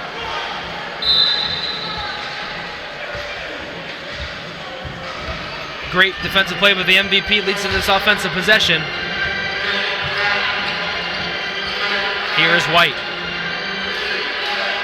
Finds a cutting Garrett Williamson, and one. Williamson took a heavy impact there to make that bucket work. A little slow getting up, checks the elbow, but he's going to go to the line here for an extra shot. Royce White getting some love from the London Lightning bench after that amazing pass and finish. Williamson to the free throw line for the and one. Well, not just that, but White created the turnover that led to that bucket there. Just a great two-way effort from him. Williamson completes the three-point play and restores their lead back to 17 points. Jones on the run. Two easy ones there after a good screen by Patillo. Yeah, just came at the London defense so fast, they didn't really know how to react on that one. It's a good way to get yourself and your fan base back into it.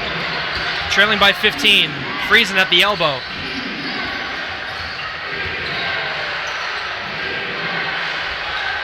Williamson, defended by Keith. Long three.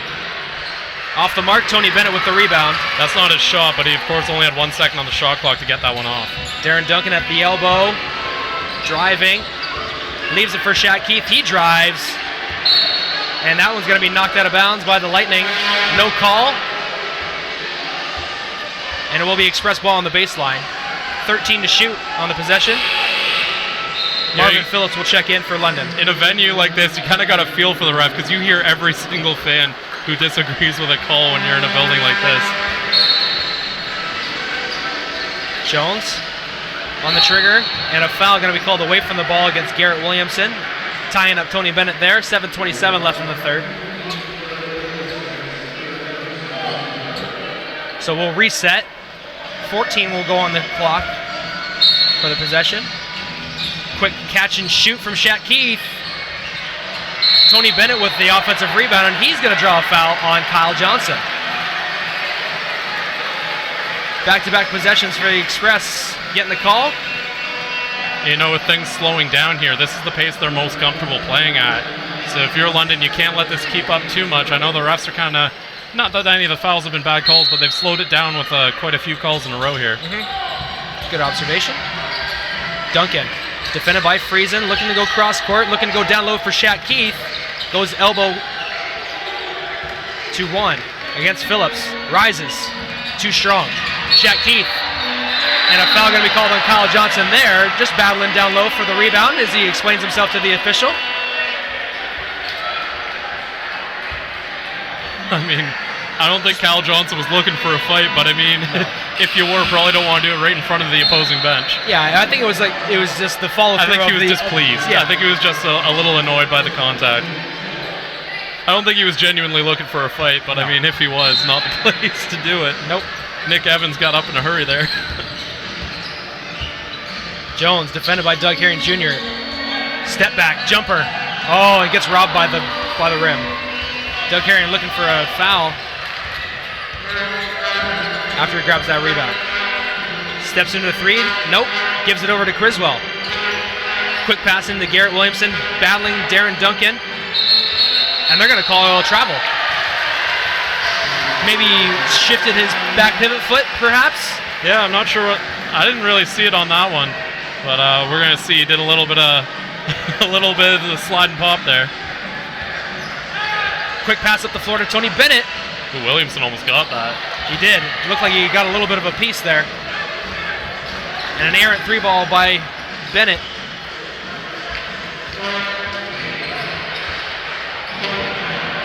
Away from the ball, Doug Herring Jr. And Marvin Phillips steps into a three and he knocks it down. That's going to be a tech there on Tony Bennett. And they're going to give a tech to Doug Herring Jr. as well. I believe Kyle Julius being asked to stay on his sideline. He ended up on the baseline there after that call. Well, he went right to the ref when he saw the contact going on between Herring and Bennett, and they're still talking. Criswell and Doug Herring Jr. You know, Doug Herring Jr., he did a good job there not letting it escalate. He didn't really try to get in anyone's face. He pulled Criswell away here. That's one of the things he did well in the game, too, is that he got everything a little heated and then backed right off and sort of let cooler heads prevail. 18-point deficit for the Express. Midway through the third quarter, looking to go on a run. Looking to get the Express train rolling, and there he goes. Logan Stutz off glass, and he's going to get a call. Thought he might have missed just on the bad angle there. Seemed to be some contact on the baseline drive, and Stutz will go to the line. The only thing I could think of is they thought that Criswell was pushing him out. I don't know. Basketball, one of the toughest games in sports to referee. Absolutely. A lot of fast calls in small spaces. No matter what you do, someone's not going to be happy with you. So you're not going to make everyone happy on every call. And Stutz goes 2 for 2. Quick pass up the floor. And that's one thing I got to admire. Quick offense for 3. Huge shot there from Joel Friesen. And you know, Windsor's had to play a lot of the same guys all series long. They might have some tired legs here. Force them to run a bit. Big swat there, Doug Herring Jr.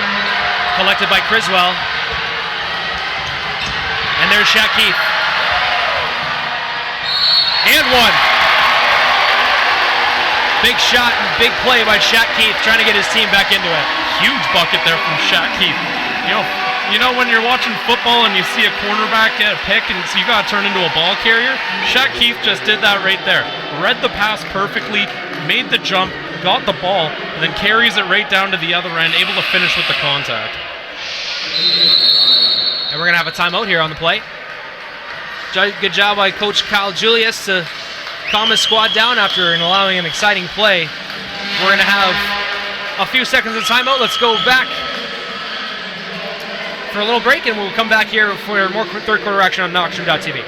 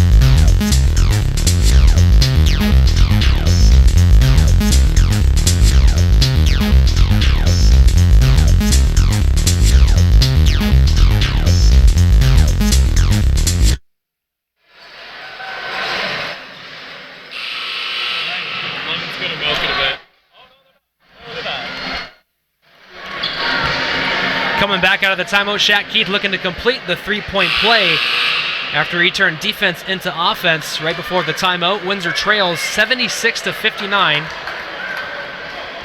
with 5:43 left in the third quarter. Shaq Keith led the Express in scoring in Game 2 with 26 points, had 9 big rebounds. Looking to get the Express train rolling a bit here by completing the three-point play. And again, a very important player for the Windsor Express with Warren Ward out. Keith's the closest thing to a true wing player that the Express have, but you got to make your free throws, kids. Yep. Missed that one, and that's where the timeout call by Coach Julius comes in. Ice the player a little bit, make him come on cold, and play on. White with a pump fake. Working in the low post. Friesen attacks at the rack, and good. Beautiful finish.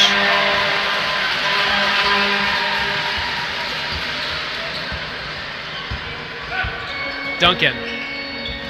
Down low to Stutz. He steps out for three. Huge shot. Clutch shot there. Stutz has been a little quiet in this game and in this series, really. They need a big effort from him here tonight. Friesen picks up his dribble. Going down low to Royce White, defended by Stutz. Two MVPs going at it here last year and this year. Royce White gets it to fall. And he's still trying to get a call. Jones over to Duncan, looking down low. Defended by Ryan Anderson, spinning in the lane, leaves it for one. Jumper, can't get it to fall. That's when you start to see some tired legs, when you see it start to clang off the front of the rim there. 4:15 left in quarter three.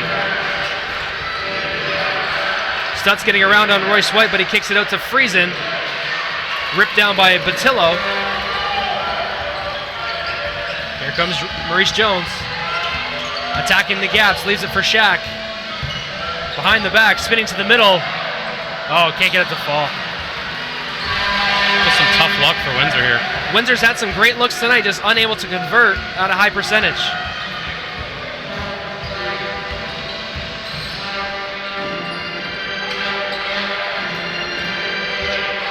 Royce kicks Anderson at the elbow for Herring. That's to the side, but Marvin Phillips collects the offensive rebound. Great positioning led to that offensive rebound by Marvin Phillips. And you know, Marvin Phillips gets a lot of his points the smart way. It's a lot of being in the right spot. It's a lot of doing the right things on the court. 3.5 to go in the third quarter. Jones down low to Patillo. Off glass. Gets robbed again But Duncan's got it. Kicks it out to Stutz. He steps into a three. That's off the side rim. Kept alive by Jones, and Patillo going to be called for the foul on the rebound.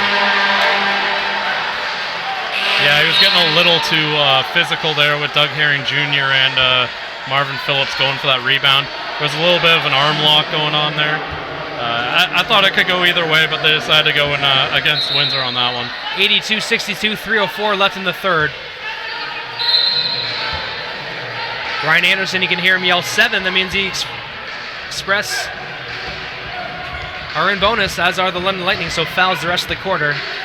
Fouls for the rest of the quarter will result in free throws. Garrett Williamson with got a hand on it. Good challenge there by Juan Patillo as he gets Wally Ellenson, but Doug Herring Jr. knocks that ball away. DeAndre Thomas going to check in for Juan Patillo. Looking for some low post presence from DeAndre, hopefully. And Doug Herring Jr. going to be called for a foul pushing through the screen set by Logan Stutz. So that will send Stutz to the free throw line now that we're in bonus, like I just mentioned. Junior Cadogan will check in for Doug Herring Jr.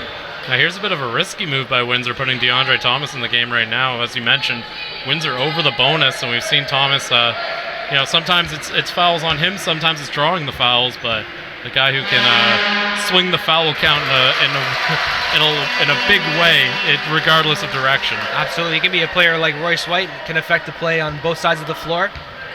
Well, we saw one game, it resulted in White being taken out for most of the game earlier in the regular season. Then we saw another game where it resulted in Thomas playing maybe 2 minutes and everything working out fine for London. Jones defending Cadogan, looking to cause a turnover. They're trailing by 18. Cadogan loses it, and that's a travel. Kyle Julius very aggravated by that one.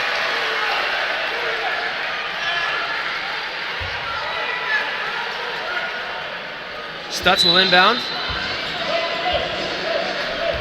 2:33 to go here in the third quarter. Windsor looking to get a run together.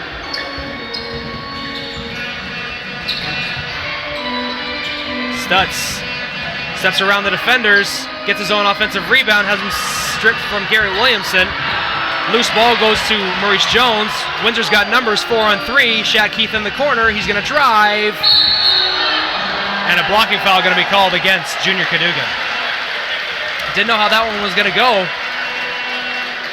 With a soaring Shaq Keith headed to the rim, but Junior Cadogan just coming over late, apparently. Yeah, I thought Cadogan had the spot, but maybe they're saying that the feet were moving still. Yeah. Looked like he was in the right place. It's literally nanoseconds. Yeah, well, the difference between a block and a charge is one of the hardest calls and one of the hardest games to call. That's right. So it really could go either way, and more often than not, a ref's going to favor the guy with the ball. Shaq Keith to the free throw line.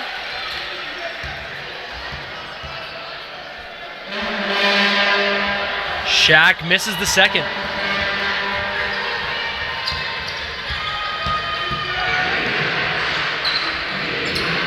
Cadogan.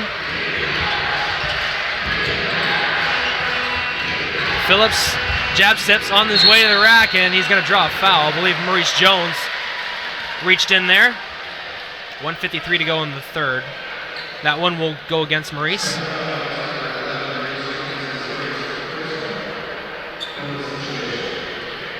And Phillips will head to the free throw line.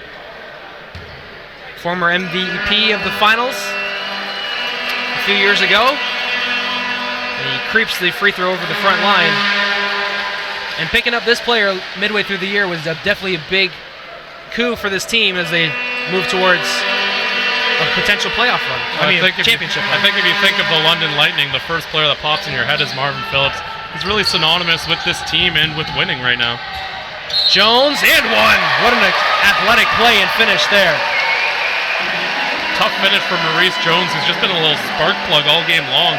At times where Windsor seems to be slowing down, he's the guy that has been picking up the slack. Now he just needs his teammates to do a bit more of the same here. Windsor has scored 24 points in this third quarter, but London has met them the entire way. That's why they've been able to maintain their lead. Maurice Jones looking for the three-point play here.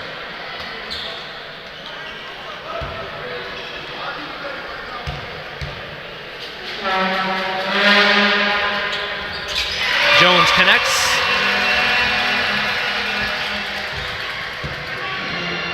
And Royce White will take over the point duties for right now.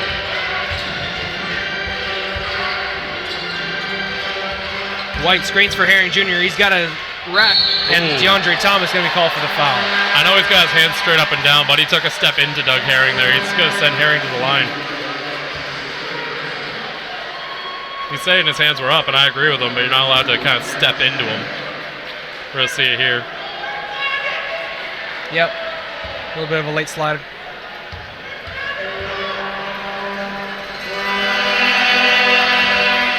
Herring misses the first.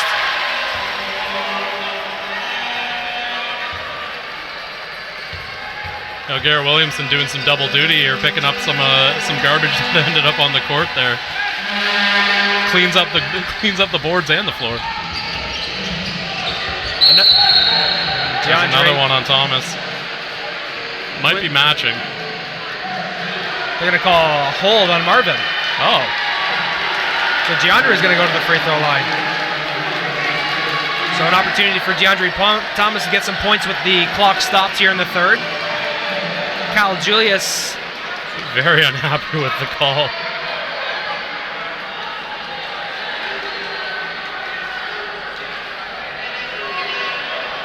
So DeAndre will head to the line for two after the conversation from Coach Julius and the official. DeAndre.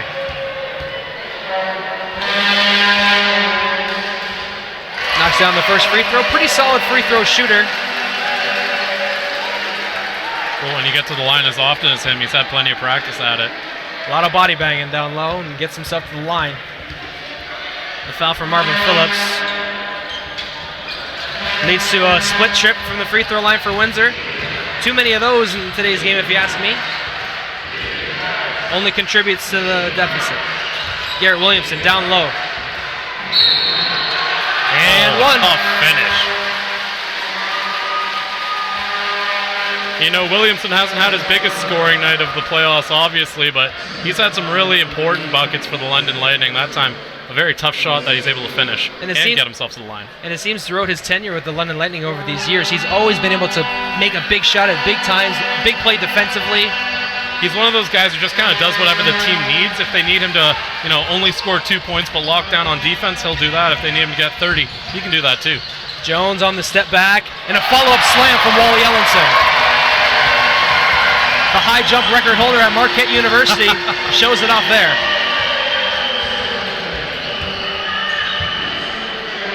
For his second three. Headed the other way, here come the Express, down by 17. Jones on the run. Can't finish in tight. Anderson kind of pulled the chair on Maurice Jones there. Jones expecting contact. Oh, what a finish. My goodness. Ryan Anderson to Garrett Williamson. And again, with Williamson, it's whatever needed. Right now they need a score, and that's what he's providing. Stutz at the three-point line. 90-71, Windsor trails. There it is again. Garrett Williamson drawing the charge. Shaq Heath will take a seat with 19 seconds to play in the third quarter. Darren Duncan will check back in. 90-71, they trail. I think the shot clock's off. Currently reads 7 seconds, although there's 19 seconds left in the quarter here. They'll reset, but it will be turned off.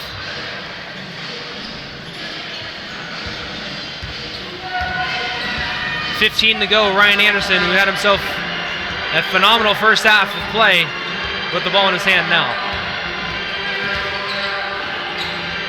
That ball is picked off. Maurice Jones has a handle on it. And Wally Allenson just can't get it off in time.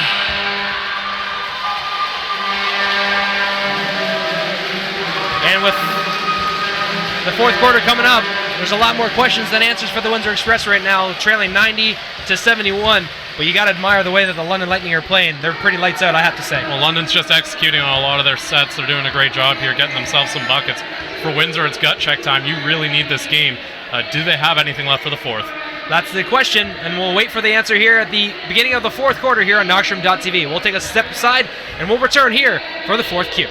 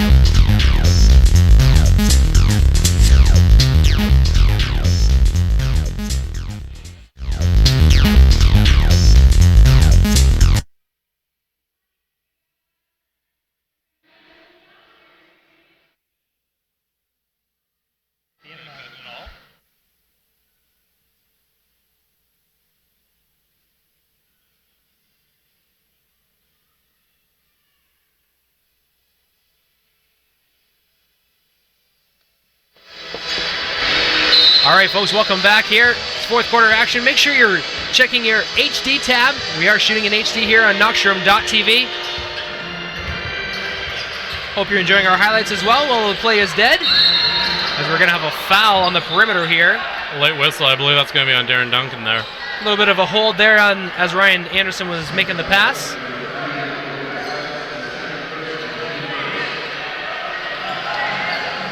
And London will have possession on the far sideline.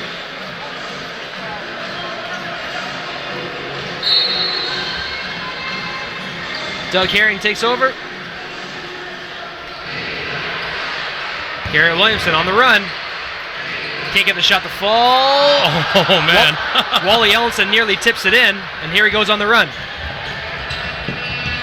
Steps into a three. Off the front rim. Oh, Ryan Anderson goes down.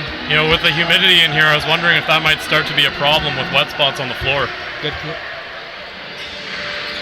He's getting closer to the dark here in Lakeshore. Tony Bennett defending Doug Herring Jr. He goes high off glass and good for two. It seems like now it's pick your poison if you're the London Lightning. No matter what option they're going to, it seems to be working. Yeah, and that's one of the things that Kyle Julius has really enjoyed all season is that at any given time there's usually someone on his team, whether they're on the floor or on the bench, that he can call on. DeAndre Thomas down low, puts it up too hard. London on the run. Royce White finishes around Logan Stutz. Yeah, if you're going to have Stutz and White ISO'd against each other, that's going to be easy buckets for Royce White. Ooh, 94-71. Tony Bennett and Royce White knocked heads there. Tony Bennett's really hurt. Yeah, both guys are down. That was a heavy impact there. Not sure what caused White to keel over there. Looked like he got bumped back. Kyle Julius very angry with the coach, or the ref, pardon me. It seemed like it was just a conglomerate of four bodies that unfortunately got knocked together, and I believe it was Tony Bennett and Royce White who knocked. It was Royce's back of the head that hit the front head of. I'm not sure. I didn't see exactly what caused it, but White kind of got knocked backwards. I didn't see how, and Bennett was just the unfortunate guy right behind him, and Wall came tumbling down on him. Back to gameplay. Our players are all right. Tony Bennett and Royce White shaken up but not stirred. Herring Jr.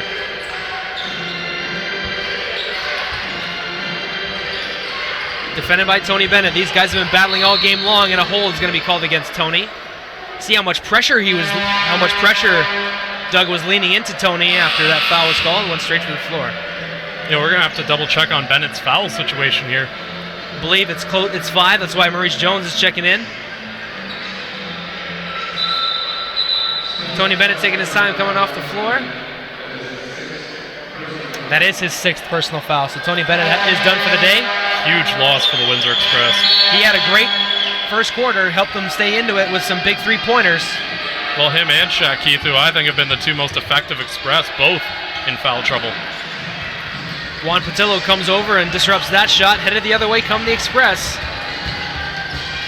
Duncan.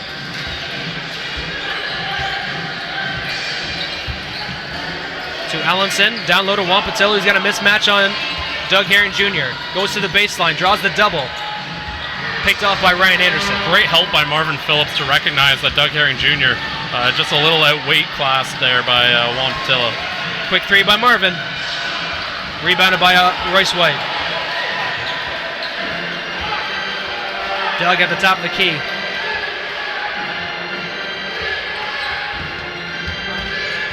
There's a turnover. Quick move by Maurice Jones. He turns defense into an offensive opportunity, and London smartly commits the foul. Yeah, it would have been a really interesting break the other way if they hadn't committed that foul there. I really like that steal by Mo Jones there. Was getting back down by White. White was getting ready to, kind of decide what he wanted to do with this mismatch, and just a little bit of larceny from Maurice Jones. Darren Duncan on the perimeter, defended by Anderson. He can't get the shot to fall.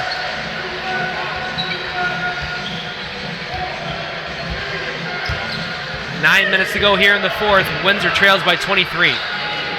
Anderson, make it 26. Well, Ryan Anderson now up to 21 points in this game, having himself a great outing against his former team. Won a championship with the Windsor Express. Was very close last year as Darren Duncan scores 2. Now he's looking to take one home with London.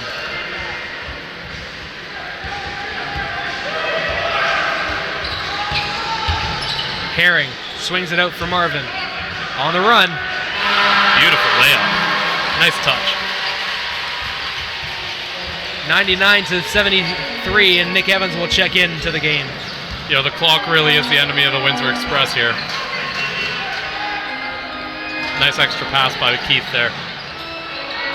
That's kind of indicative of the kind of shots that Windsor hasn't been able to convert all game. That's pretty much been their story. They constantly are getting these open looks, and whether it's bad luck or tired legs, I'm not sure, but they just aren't able to finish. Juan Patillo in the middle of the key, spinning, loses it momentarily, backs up Royce White, kicks it in the corner. DeAndre Thomas, I think Patillo thought he was in the game. Thomas standing up on the bench. Trying to help out. Yeah, ended up being a little distracting. Patillo thought he was on the court. Logan Stutz will check out. Joel Friesen, Maurice Bolden going to check in. Former Windsor Express player. Played the whole season with the Austin Spurs of the NBA D-League. And well-deserved, a phenomenal player in his own right. Even just makes his team even better. Well, he provides length with a small forward skill set. He's really an intriguing athlete. And Maurice Jones there knocks down Maurice Bolden, knocks down the perimeter jumper.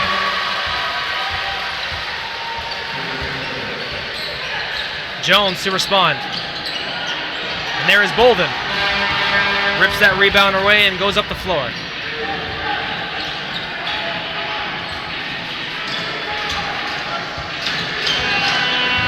Herring Jr. leaves it for Bolden. To the rack, scores. Oh no, off the heel. Marvin Phillips will take the ball. Step into a 3. Anyone got any salt? Because that was a big punch of salt in the wound for the Windsor Express. That one's going to draw a timeout with 7 minutes to go here in the fourth quarter. London just playing like a team possessed here, and I'm surprised the timeout didn't come sooner. Windsor maybe within reach now. I think it's just a way too tall a task. Find themselves down 33 with only 7 minutes left on the clock. We're going to take a short break here with 6:55 left in the third on NowStream.tv. Don't go anywhere. We'll be right back here with the fourth Q.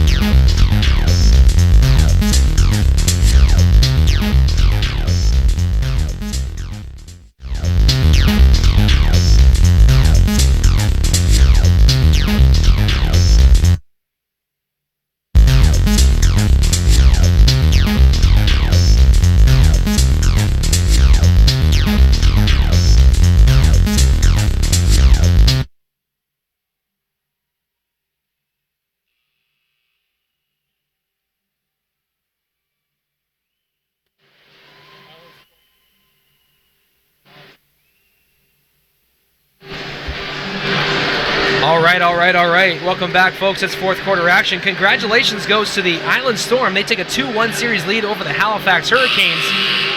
And heading into the final weekend, we didn't even know if the Island Storm were going to be the 3 seed because we didn't know how the Moncton-Cape Breton situation was going to fall out.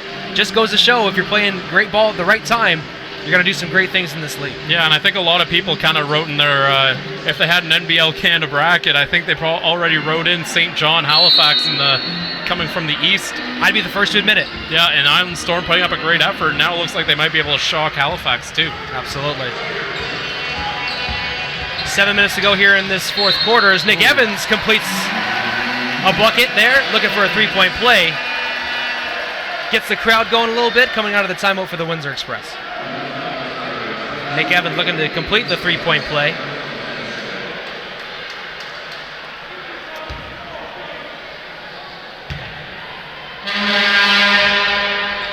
And he does complete the three-point play. Nick Evans getting himself on the scoreboard.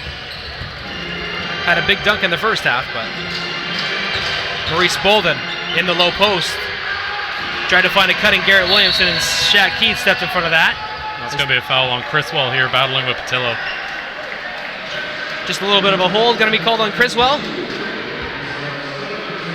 106-76, 6:36 left in the fourth.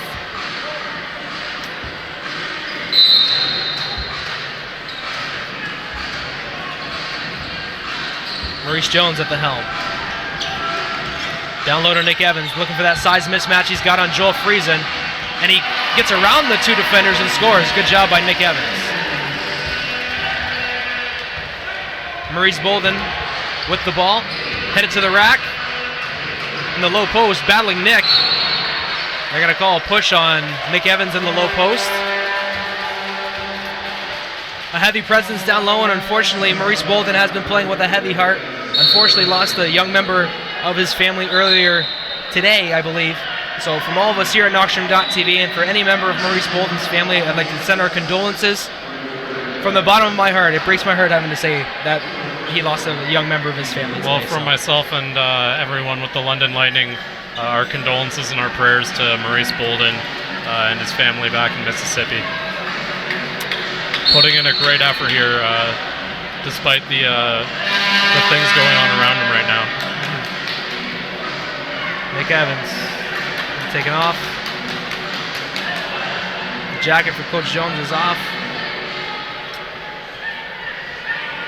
Shout out to Maurice's son Juice, having the best name in the business, Juice Bolden. Every time I see that little guy, I smile. So thank you very much for being a part. Nick Evans. Maurice has been part of both London and the Windsor Express. Yep. So both sides here sending their good thoughts his way. Absolutely.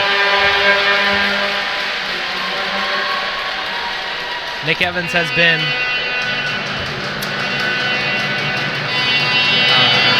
disqualified from the game. I wouldn't say ejected, but disqualified. As Maurice Bolden connects on those free throws.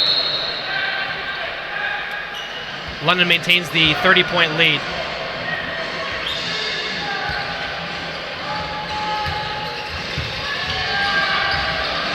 Friesen looking down low for Criswell. He backs up Logan Stutz. He puts up a shot. And he can't get it to go. Hit every single part of the rim before it burped out. Shaq Keith with a three, and it's a big shot. But unfortunately, he crosses over half and he shakes his head, exhaling, because he knows it may not be enough.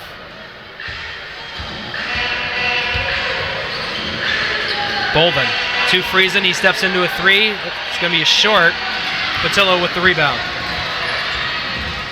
Shaq Keith on the run. Attacks to the left and draws a foul on Joel Friesen. Yeah, Joel Friesen just stopping the basket there. And you got to love how London, despite the gap, really hasn't quit playing here. They're still making it tough on the Express. Shaq Keith will go back to the line for two.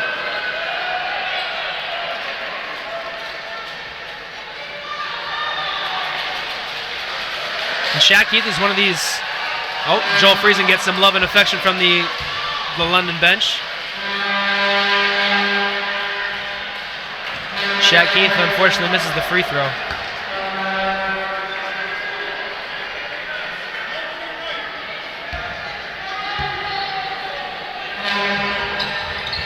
And he gets it to fall in there on the second attempt.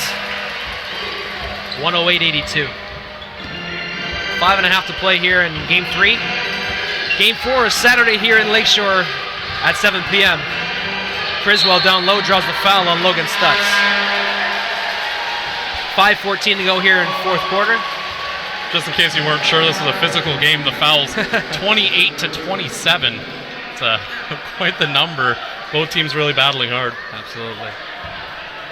Criswell to the free throw line.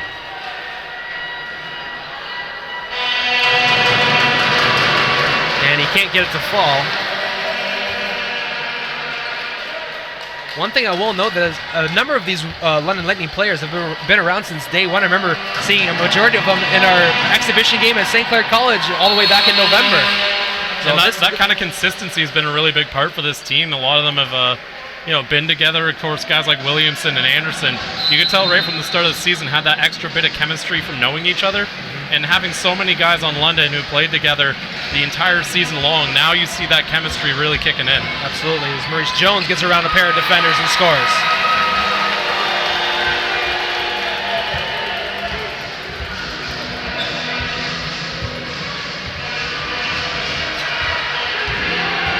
Ryan Anderson turns, gets away from the defenders, finds an open Doug Herring Jr., but he can't convert the three ball.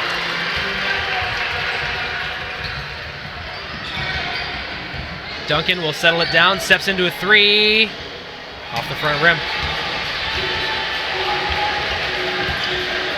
Criswell with that rebound, Doug Herring will handle it.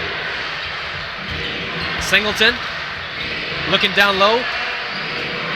Criswell knocks it down. He's got that elbow jumper in his arsenal. He's pretty effective with that.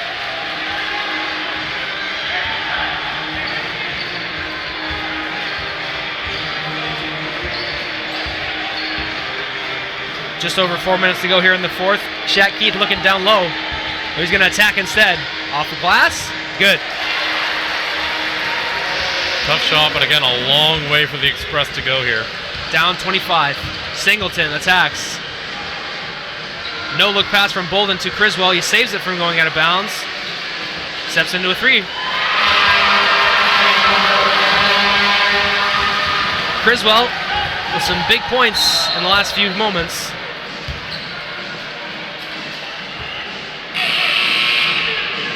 And a substitution going to come in for Capers. It's going to be Ryan Anderson that checks out. Smart move by Coach Julius. Well, I mean, if you can give a little bit of extra rest to some of your guys who you're going to need, Ryan Anderson's getting a big applause from the crowd here. 1:14. Noel Moffat checking into the game, a fan favorite for the Windsor Express. Going to get some playing time, the native of Newfoundland and Labrador. Hey, who knows? If we have a team in St. John's next year, he could be their franchise guy. Get the first Newfie in Newfoundland for a potential St. John's NBL team. Potential.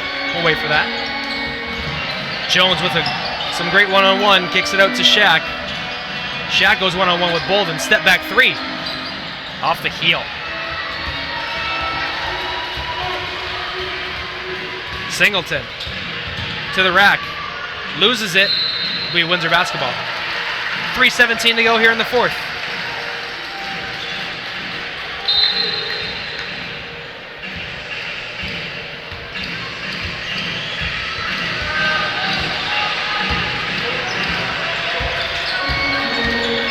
Jones gets Logan Stutz involved, attacks, kicks, shoots, scores. Three ball from Logan Stutz. Gets with the Windsor Express within 25 once again. Moffat defended. Whew! Criswell knocking that $3 down. Great shot there from Tony Criswell. Yep. I see you, young man. And a nice response by Maurice Jones. Looks like Criswell and the fan having a bit of a conversation there. Having fun.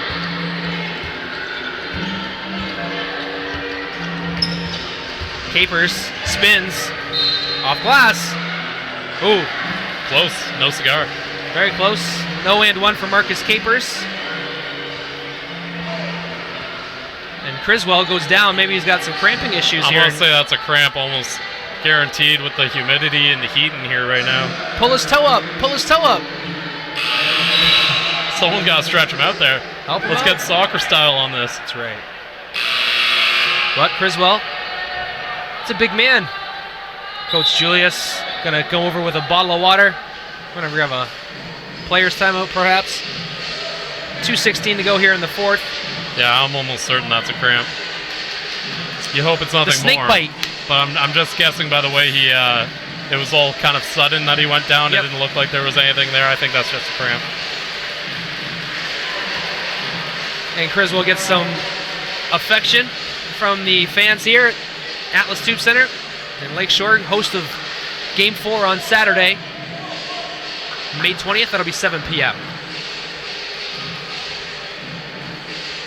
Congratulations goes out to the Allen Storm once again on a big win. That whole series has been fantastic. Game 2, their overtime was incredible. Klingscales knock it down at 3 just to send it to OT. And, you know, when you look at any potential finals matchup, Island Storm, I believe, split with Windsor as well as split their series with the London Lightning. Yep.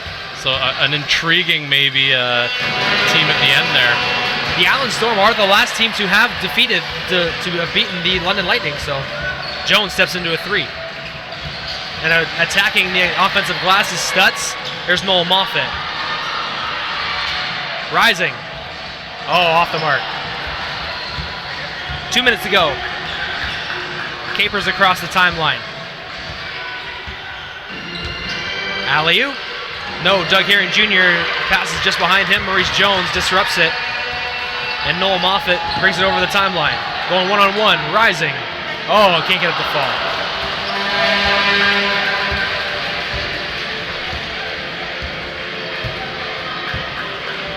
Capers. Over to Singleton for 3.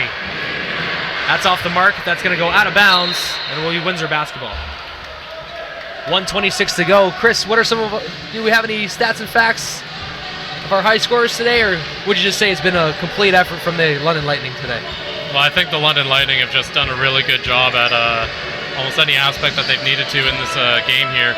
I think Windsor, they got themselves the open looks, they just didn't execute at the same level as the Lightning did today. Yep. It was the second quarter run that really did the Express in. Trailed by 18 at halftime and could never get much closer than that number. 1:05 to go here in the fourth. Make sure you stick around, folks, for Aaron Sanders and Justin Prince on the Knoxroom.tv post-game report. Williamson to the rack, no call. Over to Knoll, step into a 3. Here's Moffett. Off the mark. Stutz will draw the foul, then head to the free throw line with 43 seconds to play in Game 3.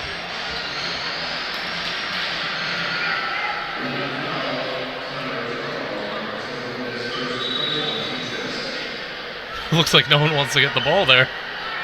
No one Ball rolled all the way to the end of the court, no one touched it.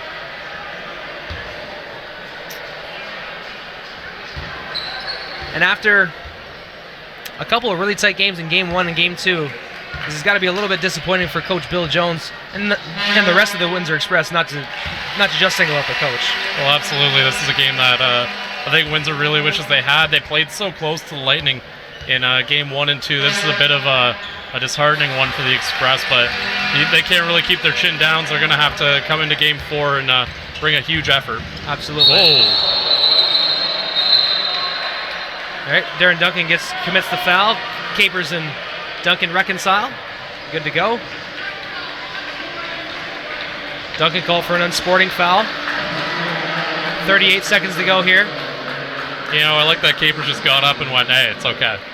Yep, just basketball. All's fair in love and basketball.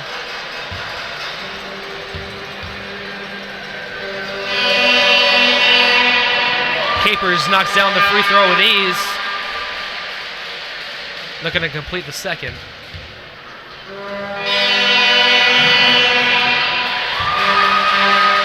And he does complete the second. 38 seconds to go here in game number 3 of the NBL Canada Central Division Finals. 4 straight trips to the Central Division Finals for Windsor. Singleton goes to the rack. That ball was tipped twice in the air before. London just kicks it out, kills some more time off the clock here. Capers has it. He's got 14 on the clock, 5 seconds differential in the game of shot clock.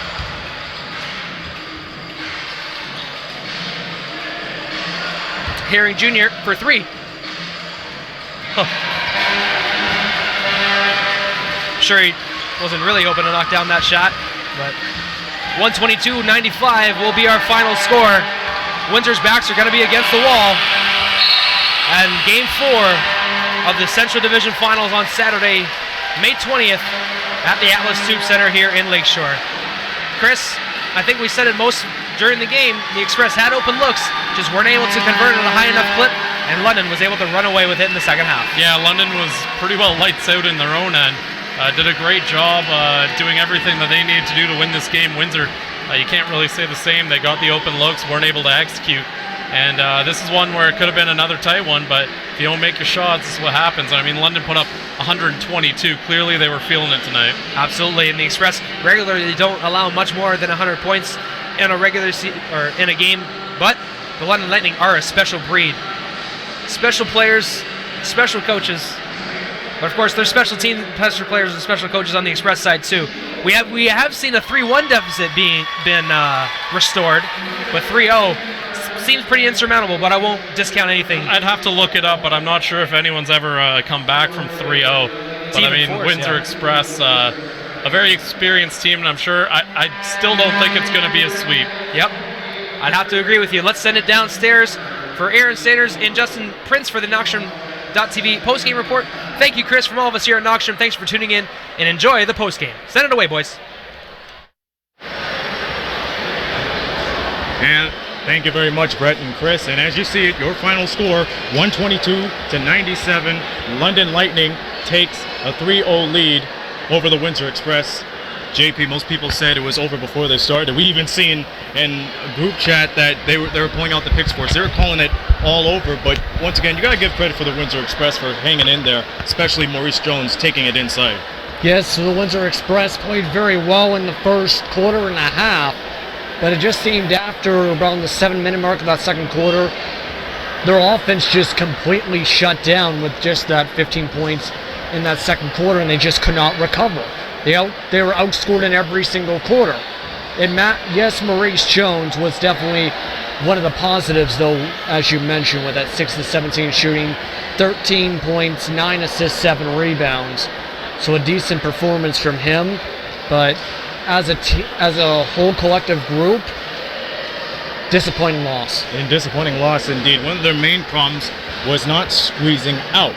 And once again, that problem has overtones of what happened this past Sunday afternoon, and that what really bit them on their keister, if you will, and plus the ability to shut down pretty much anybody that the London Lightning gave the ball to. The one fact is, you really got to kick it out, but unfortunately they were too late on one of those calls.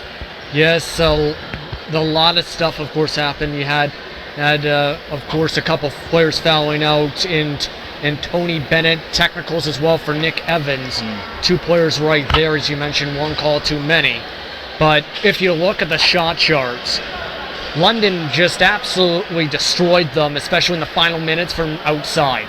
It was about 4 straight 3-pointers in about the final 3 minutes here to cap off this game. They wanted to ice this game here. Meanwhile, if you look at Windsor's, they did not make more than 5 shots inside the paint until this final quarter.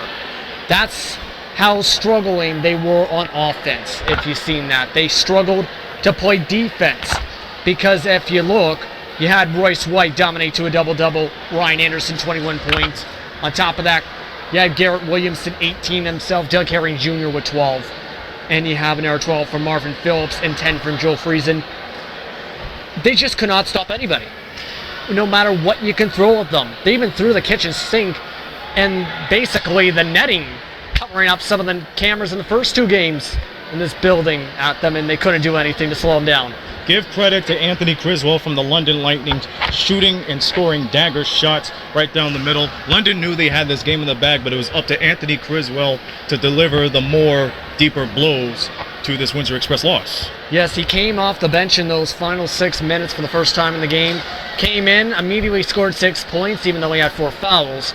Although he had to be carried off near the end of this game for a lower body injury at the end. We hope he is okay. Although I will say a few players seem to be suffering from similar things with the conditions here in this building tonight, as it was a pretty hot atmosphere, not just energy-wise, but temperature-wise a bit. That might affect the players a little bit fatigue-wise, but overall, it doesn't help when London seemed unfazed by everything and Windsor just could not hit the side of a barn. And you've seen it earlier on the court. Tensions were running high with those technical fouls, like you mentioned, JP, and that was really basically the anchor of this game. When it heats up, you really got to rise up to the occasion. It's either you cool down or you go with the flow and build up on that adrenaline and go forward, and that's what the London Lightning did here tonight. If the Windsor Express want to play spoiler and avoid a sweep, what do they have to do Saturday to make sure that they have some sort of vacation amnesia for this game tonight? Well, first off, they need to play all 48 minutes, not just like as you've seen tonight. It was 18 minutes in this instant tonight that they played well in, and the rest they struggled in. They have to play good in all 48 to keep up with London, because London, is going to shoot the lights out as much as possible. They're a record-breaking team in points per game in the regular season and points total. So you have to keep up with them and play good defense if you want to have a shot. You also have to be prepared if the environment's something like this again on Saturday, because it seemed at times fatigue was starting to settle in for both sides a bit, although London had the upper edge in the end. I feel that I wouldn't be surprised if the Express have some practices in similar conditions to prepare them just in case something like this happens again. Make sure they are prepared and conditioned to play in something like this and to keep their energy and fatigue levels at the proper balance overall. And lastly, you have to make your shots. You have to make your shots inside. That was the one thing that really killed them tonight, was their interior shooting. They had a lot of open shots, and they ended up just hitting them off the front rim a lot of times. They can't afford to do that if they want to avoid the sweep. And the London Lightning, they had the upper hand on their bench. Most of the London fans came over to support this London Lightning team today, and I think that worked out because there were times that they were louder than the Atlas Tube Center. And you and I seen in the last 2 games, that is very well impossible to do. Yes, the first 2 games here against Kitchener-Waterloo, it was deafening loud with Windsor Express fans, but tonight, about a quarter of the crowd of a corner by the London Lightning bench was packed with London Lightning fans, and they were just as loud, if not louder at times, than the Express fans in 3/4 of the building. I don't know how to really explain it other than saying London brought their A game in all facets and were prepared even for the crowd energy level factor. And somehow they brought the Budweiser Gardens here at the Atlas Tube Center. How do you bring 2 buildings in at the same time? I don't know. They call it a full house. And that's how the story is here, folks. We wrap it up with the final score once again. London Lightning 122, the Windsor Express 97. London looks to sweep on Saturday night, and we hope to see all of you there for Game 4. 7 p.m. tip, 6:50 p.m. Eastern Daylight Time for the Knockstrom pregame, and we hope that you join all of us and have the pleasure of your company. Enjoy your night, behave yourselves, and please stay cool while you can. This has been a presentation of Knockstrom Digital Media, producing the media excellence in Southern Ontario. Until Saturday night, for JP, Justin Prince, this be Aaron Sanders saying so long from the Lake City.